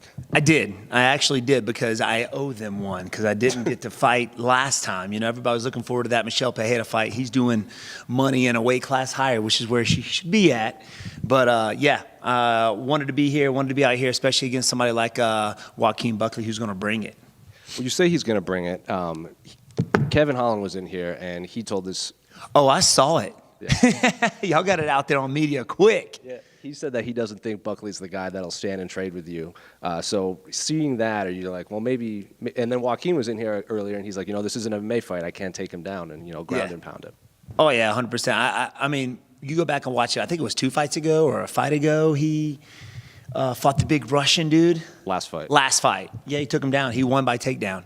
You know, and so I prepared for that. I knew that was I know that was going to happen. At this point, you got guys who no longer want to stand and strike with me, which I think shows a testament to my striking, and they just want to take me down now. So I'll be ready wherever the fight goes. Joaquin also did an interview not too long ago where he was like, you know, Steven's not as nice as maybe people see in front of the cameras, and he kind of chalked it up to like once you start circling each other in the rankings, the energy just kind of changes because you might have to get into a fight. Do you kind of chalk it up as that, or Buckley trying to sell the fight, or does he actually think you're meaner than you give yourself off? I think he's trying to sell the fight. I mean, I think you brought it up, something that happened at International Fight Week, which we were chatting the whole time. You know, can I get the fight? You know, let's see the fight. It's like, yeah, my people get in touch with your people. We'll see if the fight will happen. And I was sitting there talking with Chris Weidman was doing some media. So it was me, my brother, and Marivi, Chris Weidman's wife, and with the kids. And we were just sitting there chatting. And then Joaquin comes up, and I didn't really understand what he was trying to tell me about a fan was talking crap. I don't know if he was saying that the fan was saying that I was talking crap or he was talking crap. I don't know. I was just like, hey, man, it's all good, you know? It's cool. Like, I had no idea what he was saying, to be honest with you. He walked off, and we just started chatting. I guess he thought we were talking about him or something. No idea. So it kind of surprised me when I heard the interview like a month later. I'm like, what? I don't remember saying anything to him, man. I know there were fans trying to get us to, like, you know, talk trash on each other, but I don't do that. I'm not good at it to begin with. Is it true that Kevin Holland referred to you as Joaquin Buckley's grandfather? He did. We were in the back. We were getting ready to go out to do some media at International Fight Week, and next thing I know, I'm trying to get some food. They had like a spread out for us. I'm sitting there with my brother, my dad, my manager, and Kevin Hall's like, "Yo, Grandpa." I'm looking to see who. Like, I thought his grandpa was really there, and I'm like, and he's looking at me. I'm like, me? He's like, yeah. Your grandpa. I'm dad. You know, Joaquin's grandson. You know, I beat Joaquin, you beat me. You're grandpa. And I was like, okay. I mean, I guess I guess that's cool. So yeah, he did, man. Did you think he was calling you old? No, I don't think. I guess he was. I mean, maybe. I mean, I don't know. Am I the oldest guy on the card? I have no idea. Probably on the card. I heard I was the oldest guy, second oldest guy in the UFC behind Stipe, who's 42. But I think Clay's... Holly might be up there, too. Okay. But I think... what's his dang name? I forgot his name. I think Guida. Yeah, Clay Guida's older than me. I feel like your top 5 Guida's probably... Yeah. So I'm still a young buck, man. There's still guys older than me in the UFC. And I have to ask, Aldo was in here earlier, and what he said, I feel like I should ask you. You know, he's fighting Mario Bautista, this other young kid coming up, and he's been around for so long. And Jose Aldo said, I'll fight whoever it takes to get to the UFC title. I think when they announced you versus Buckley, people might have been surprised because, you know, Leon was coming off a loss, Colby called you out, and then you're fighting this guy trying to make a name for himself again. Are you in that same mindset as like you'll just fight whoever it takes to get to the title? Yeah, man. I mean, I wouldn't say just to get to the title, but there's a lot of guys in the UFC divisions that try to hold on to their spots, you know? I wouldn't be where I am today if it wasn't for Jake Ellenberger giving me a shot, Hendricks giving me a shot, Rory McDonald giving me a shot. And before I fought those guys, I wasn't even ranked, I don't think. But they gave me that opportunity. I'm the type of guy to give these young bucks a chance to come up and see if they got what it takes to go on the top. I mean, I did it with Jeff Neal, Kevin Holland, Vicente Luque at the time, and now Buckley. So I don't mind. My goal is to fight the best fighters in the world. Like, when I retire, like, who can say, a very small percentage of the world can say that they've done that in this division, you know? So no regrets, my man. I mean, nobody wanted to fight Shavkat, and they were like, "Hey, you want to fight Shavkat? Let's do it." You know? Are you surprised that Shavkat hasn't fought since your fight? Yeah, I mean, I am surprised. I don't know if he was on some injuries or he's just waiting for the right opportunity. But I thought it was going to be him and Ian Gary because they're kind of right there, you know. And the winner of that maybe fights the champ. But no, I don't know how that's going to go. I think they might be giving Shavkat the chance. I mean, he's a tough guy. I think that's a great fight, though. both cancel each other out when it comes to the wrestling, and it becomes a striking fight. I think if it goes early, if the fight ends early, it's Shavkat. But Bilal, man, he's got cardio. He's just as fresh in the 5th round as he was in the 1st. So if it goes the distance, I'm thinking it might be Bilal. And you made your debut 12 years ago on that same card as, Poirier Holloway won. So I guess looking back to the state of the division back then when you had like the GSPs and the Hendricks and the John Fitches to now, like you said, a lot of these people are kind of holding their spot in these rankings. What do you make of the state of the welterweight division now? You have a new champion. A lot of guys aren't fighting each other. Just what do you make of everything going on at 170? Man, it keeps refreshing like after every welterweight fight, right? When for the longest it was stagnant. Like you had the champ and he was fighting kind of the same guys for the past 2 to 3 years, and it's like, come on, man, get somebody else up there. But now we got a new champ, and it's changed within the past like 3 to 4 years. It was Usman, then it was Leon, now it's Bilal. Like, who's next? Is it going to be Shavkat? And I haven't fought since December, so I came down in the rankings. I think I'm ranked number 9 at this point. But I think it's great. I think it's good to keep these guys moving, keep these guys moving. I don't like it when it's stagnant. So you like Bilal's already calling out Shavkat, he's calling out Jack. He seems to be a champion that wants to fight the number 1 contender. Yes, that's how I think when you get the title, you shouldn't pick. I think you should fight, especially after that first fight, 1 or 2 fights, you fight who's coming up, and then you're able to pick or get that money fight or whatever. But when you get to the title and you're just like, oh, I'm just wanting this guy right here, I want Conor. It's like you got to kind of earn it a little bit, And then unrelated to this fight, I don't know if I'm going to get to ask you again. What do you make of karate not being in the Olympics anymore? Well, if it was Kyokushin karate, it would still be in the Olympics. You know what I mean? When they got the full contact, I think it was like the last Olympics when the guy got round kicked and knocked out. Like, come on, man, this is a combat sport. If there's a knockout, awesome. Plus, it would stink to get gold, but you won gold by getting knocked out, So I think that had a lot to do with it not being in the Olympics is because of the rule setting. Like, it's a combat sport. Let's go. Y'all should be wanting knockouts. Make it more exciting, more people tuning in. Are you surprised that, given how popular karate was in California specifically for so long, like especially after the movies The Karate Kid and everything came out, LA kind of became the hub of like karate schools popping up, that not even LA is having karate in the Olympics? Yeah, man.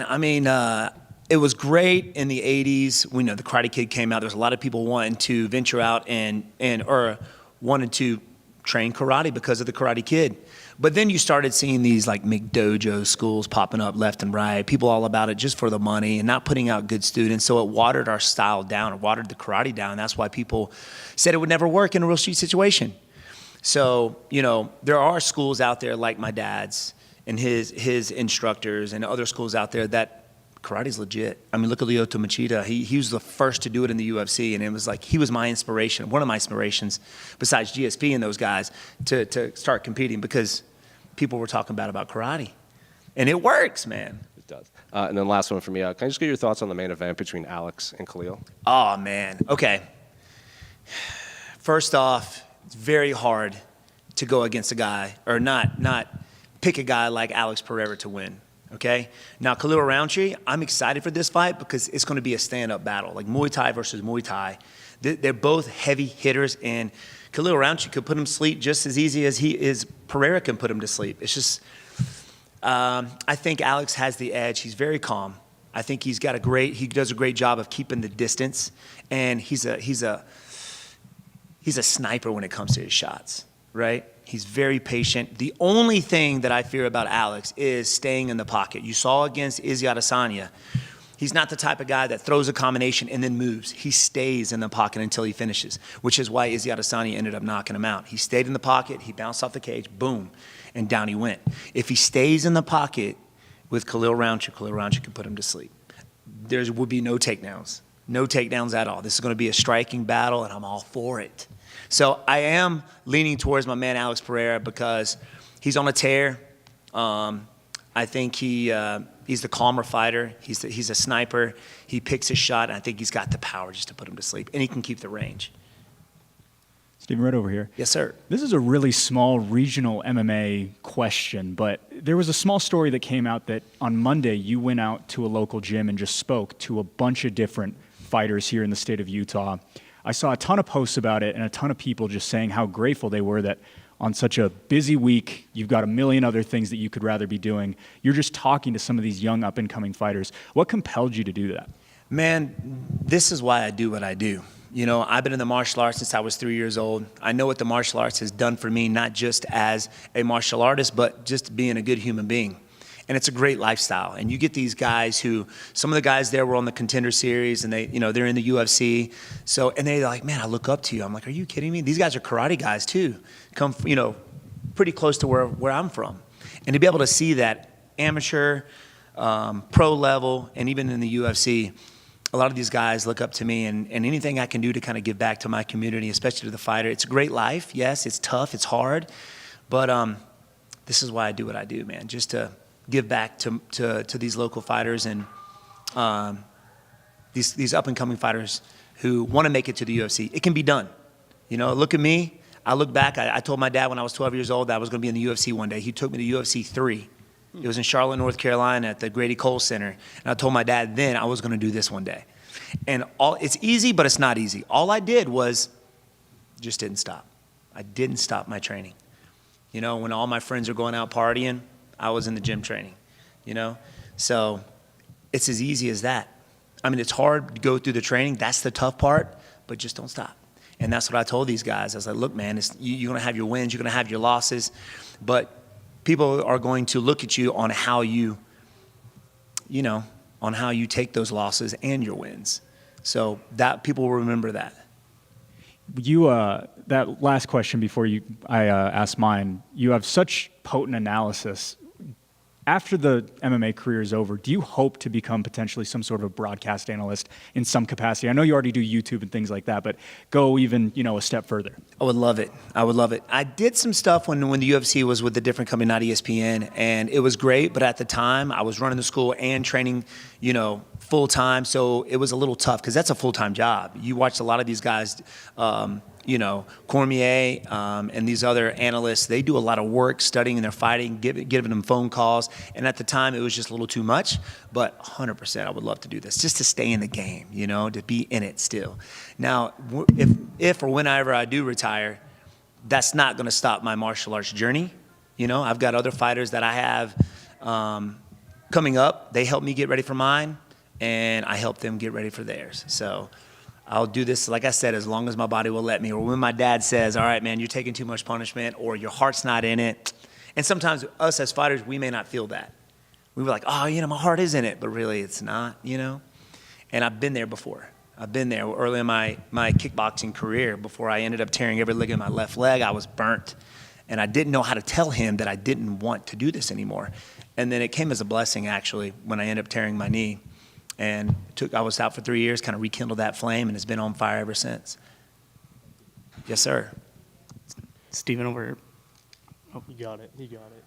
Who was it? We'll go over here. Okay. Because you said something about when you were asked about the canceled fight and everything in Salt Lake City and whatnot. I believe the words you used were you felt like you owed something to this community, to the city, to the event, something like that. Like, I just kind of want to go a little deeper into that. What did you feel like you owed after that fight was canceled, I guess, where you wanted so badly to be back on this card in Salt Lake?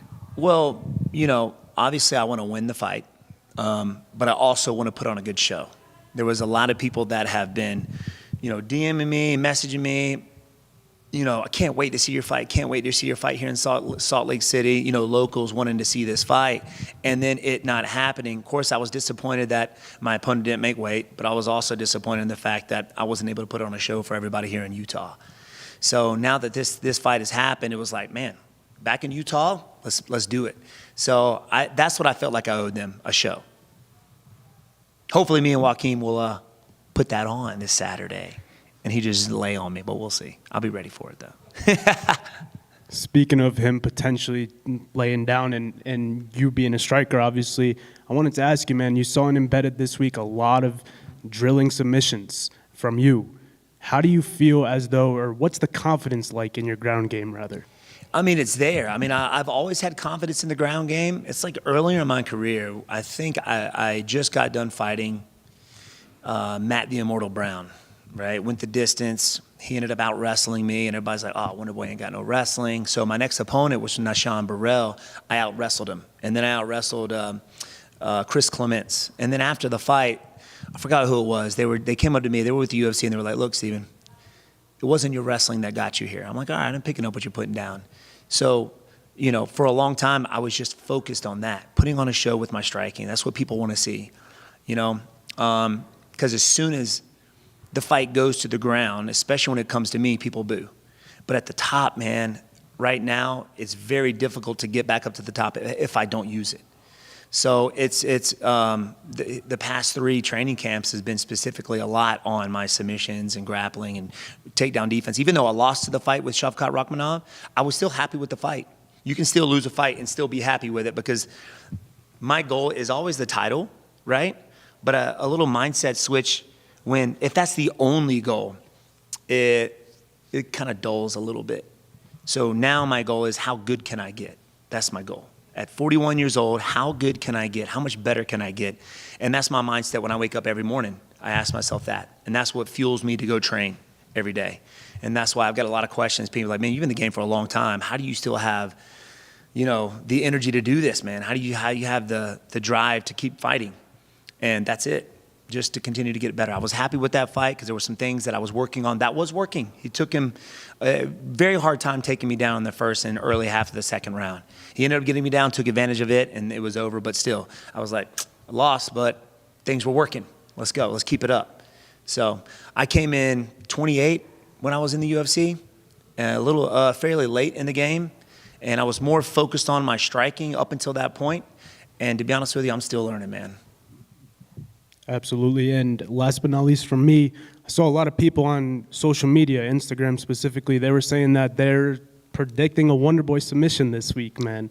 What do you think about that? Well, hey, it could happen, baby. You never know. I might sneak one of those in. So, yeah, man, we've been working on it nonstop. I got great coaches back home. You know, of course, my dad, Brad Strain, my buddy Gino, Weston Wilson, Tom Lane, Chris Weidman. Got a whole great team around me to help me get to this point. So I'm going to put on a show. Steven, right over here. You're known as one of the nicest guys in the UFC. You're just really positive. You have this great golden retriever energy to you. I'm just wondering, is there any moment on fight night, whether it's in the locker room, the walkouts, entering the octagon, where you have to maybe get a little angry and let the pit bull out a little bit? I don't think I've ever, since my very first fight, kickboxing fight up until now, never angry. And I was taught that just because it took me a little, especially as a teenager in my early 20s when that testosterone's flowing, you know, you're just like, you know, but you got to learn to dial it back because you start getting angry, you start doing things you normally wouldn't do out there. You see fighters do that. They get angry, they get mad, and the next thing you know, they start swinging for the fences, leaving themselves open, and then they get put out. So I learned to kind of channel that into just my fight mindset, right? I know there's a time when I can chill, hang out with other people. Whenever it's time for business, it's time for business. I go out there, no animosity, but I'm going to get this done, right? I'm going to knock you out. I'm going to love you after. Or I'm going to get knocked out, and I'm going to love you after. And, you know, it was just your best time. So no animosity. I'm never angry. I'm focused, yes. I know what needs to be done, yes, but I'm never angry. You're not like super happy either. You're just kind of. Yeah. I'm not like, you know, jumping around. I'm like, why am I doing this, dude? No, for real. I mean, you know, they say whenever you step out there, if you're not nervous, that's the time to kind of hang it up, you know. But every time, I mean, just being up here with you guys, anytime I leave my hotel room, I feel the nerves. But that lets you know you're live. Like, how many people are willing to do what we do on a daily basis, especially during fight week, the weight cut, the media, you know, all the nerves, the anxiety that comes along with it. I think that's what gets addicting. When you get guys who want to retire or they come out of retirement or they should retire but they don't retire, is they're chasing that feeling still. When they go home every day and it's like, it's not the same, you know? So I think I love it. I learned to love it. I hate it at the same time, but I love it at the same time because after the fight, win or lose, it's like, let's do this again, you know? Yeah, John Jones said is butterflies information is what he says. Yeah, I agree. That. Butterfly information, man. Yeah, awesome. Thank you. Yes, sir. Thank you. All right, guys. Thank y'all.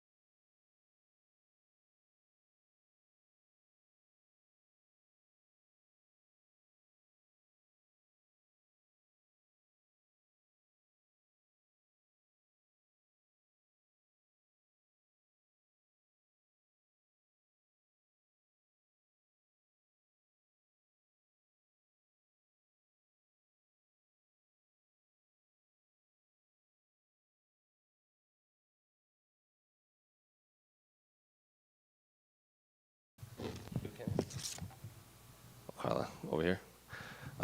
We're here for what is allegedly your last media day for UFC. So I guess how's fight week been for you? I say allegedly because it's MMA retirement. You always hear people like Jose Aldo's fighting, and he retired, got inducted into the Hall of Fame. So I'll just ask you, like, I'm sure you've been asked this, like, is this actually it for you on Saturday? Yes, most definitely. No matter the outcome, 1 minute finish, I think this is it for me. Kind of ready to move on to that next chapter in life. Just staying home with my son, maybe growing a bigger family. So it's going to be a little bit hard to get back in the octagon with a big belly like that. So how has fight week been for you? Like, are you taking it all in? Are you just treating it like a normal fight week? Are you kind of like savoring moments of like, oh, this is the last time I'll have to do portraits, last time I'll have to, check the gloves and everything? Or is this normal fight week? I'm really, just trying to enjoy the moment and kind of have a more like, carefree attitude and just have fun with everyone. Normally I would just be a hermit in my room and just, super focused. But now I'm just kind of enjoying like, every aspect of it, trying to take more pictures, document a little bit more. I'm doing an after party and, I'm like having all my friends that are coming out for lunch after weigh-ins, just kind of like having fun and appreciating all the people and the experience of fight week. In terms of, you're fighting Tecia Pennington, you obviously have history with her from The Ultimate Fighter. Are you surprised that you guys never linked up again in the octagon, considering, you went on to be a 2-time champion? She's always kind of floated around the top 5. Yeah, I mean, you never kind of know how matchups end up. Some matchups might make sense, but they just kind of never come to fruition. But I mean, here we are on my last fight, and it's happening. This is actually my second rematch of my career. First one was Rose, also from The Ultimate Fighter. So, yeah, I'm excited. I think it'll be a fun one. She was in here earlier, and she said just because the co-main event, a lot of the storyline is how they didn't get along on The Ultimate Fighter, and we asked, like, did you and Carla have a similar kind of rivalry? And she said, well, we were on The Ultimate Fighter. She wasn't my favorite. And then since then, you've had your son. She's had a daughter she says it's all good now. But did you also kind of feel similar to Tecia, like maybe she wasn't your favorite either? Yeah, I guess that's a nice way to put it. She wasn't my favorite. But, since then, being in the sport so long and just, kind of almost like starting this division and kind of being in the ups and downs of, just being in the UFC as a female from the beginning. It's just kind of like you can't not have a lot of respect for that journey that we've been on. And I think just kind of, both having babies around the same time, and she's a little ahead of me. I'm like, what's happening? Like, what do you do? And I actually reached out to her a little bit for some advice, and it's kind of been cool to like chat with her. And I wasn't expecting this to be my next matchup. But, sometimes things just shake up like that. Looking at your career and just life in general, you can kind of bookmark a lot of major moments around the UFC, like The Ultimate Fighter, winning the title, you got married as the champion, you had your first son on the UFC roster. Is it going to be weird kind of not looking ahead to the next fight all of the time, like when you finally do hang it up? I think so. I mean, as a fighter, like fighting is everything in my life. You know, you eat, you know, sleep, breathe, you know, train. Like that's just your whole life revolves around that fight game. So, you know, just kind of stepping away from it, it's kind of like, I feel like it's an identity crisis. Like, what do I do next? But I mean, fortunately for me, I do have my next job or, you know, being a mom, and I can kind of pass that dedication and that passion over to parenting my son. And just last one on retirement. We see a lot of athletes in other sports that announce their retirement, like Kobe and David Ortiz and everything. Like halfway through the season, they're like, I regret announcing it early, because then that becomes the story throughout the season. Was there any regret at all at announcing your retirement that early? Because every interview, I would imagine, from then to the fight is going to be about what are you going to do and all of this retirement talk. Not really. I mean, I knew that that's what I wanted to do. So, and I've been at peace with the decision for, you know, a long time. So, you know, instead of the questions of like, who's your next fight? And, you know, do you want to get the title back? You know, it's just kind of like, it's a different storyline, but, you know, I felt really good about the decision. Of course, you know, when I go to training and I'm like, oh, I love learning this, or this is such a cool new move, and I still love the sport so much. So I'm not going to step away from it completely as far as like coaching and training and whatnot. But I'm actually happy that I announced the decision and was able to kind of like go into this camp like with a different spirit. Have you thought about the possibility of, you know, because I would imagine, you know, two-time champion for inaugural strawweight champion, that you would be kind of a shoo-in for the UFC Hall of Fame at some point. Like, has that floated in your mind at all, like coming back and being up there making a speech? Yeah, most definitely. I mean, like, that's my biggest dream, right? I mean, Hall of Fame in the UFC, I mean, doesn't get much better than that. So I hope I can be up there with, you know, the best of the best, all the legends in the sport. That would be really cool. And then last one for me, unrelated to your fight, can you just get your thoughts on the main event between Khalil and Alex? I think Khalil is a wild card, you know?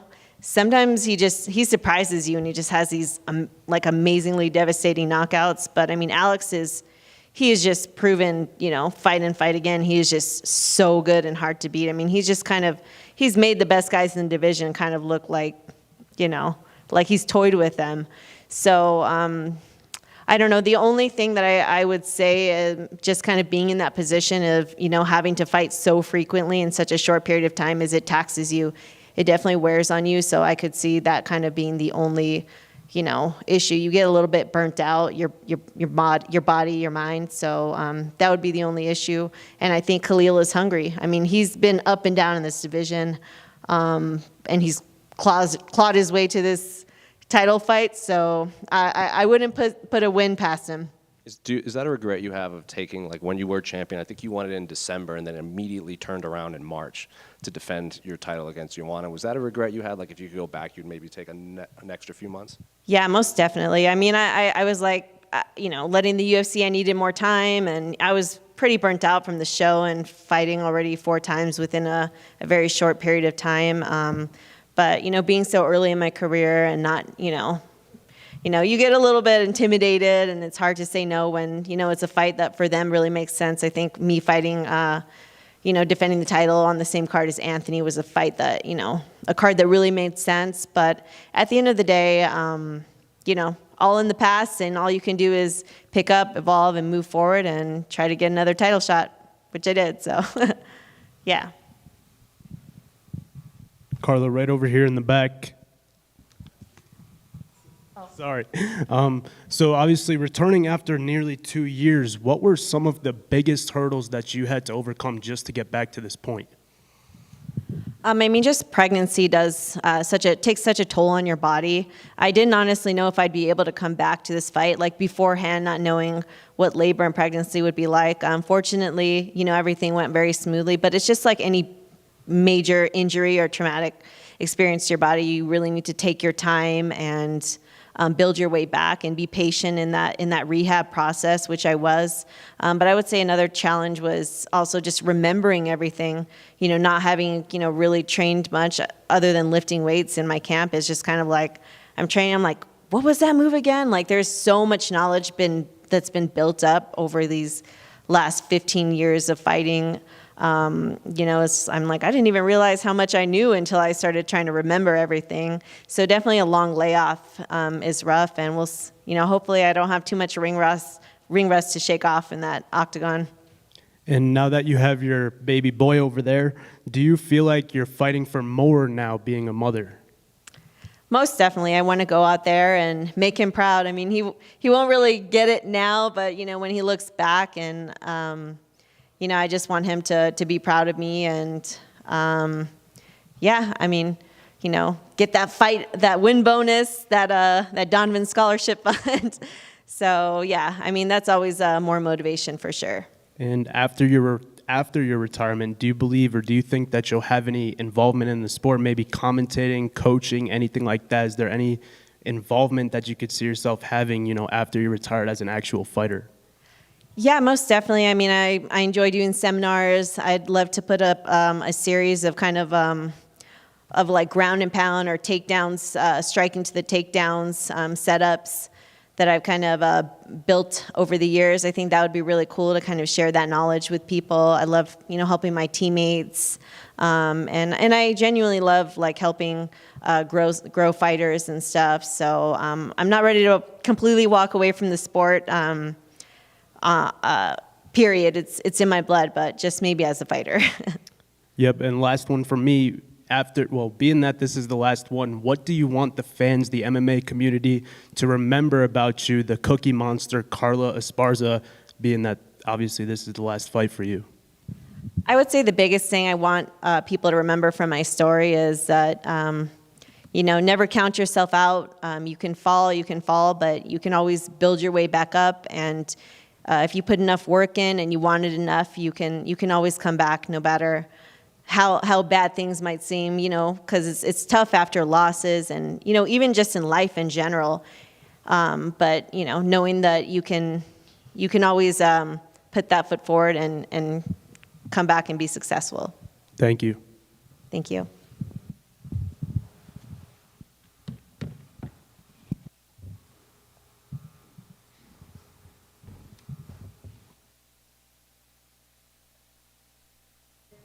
Also want to say hello. Hi there.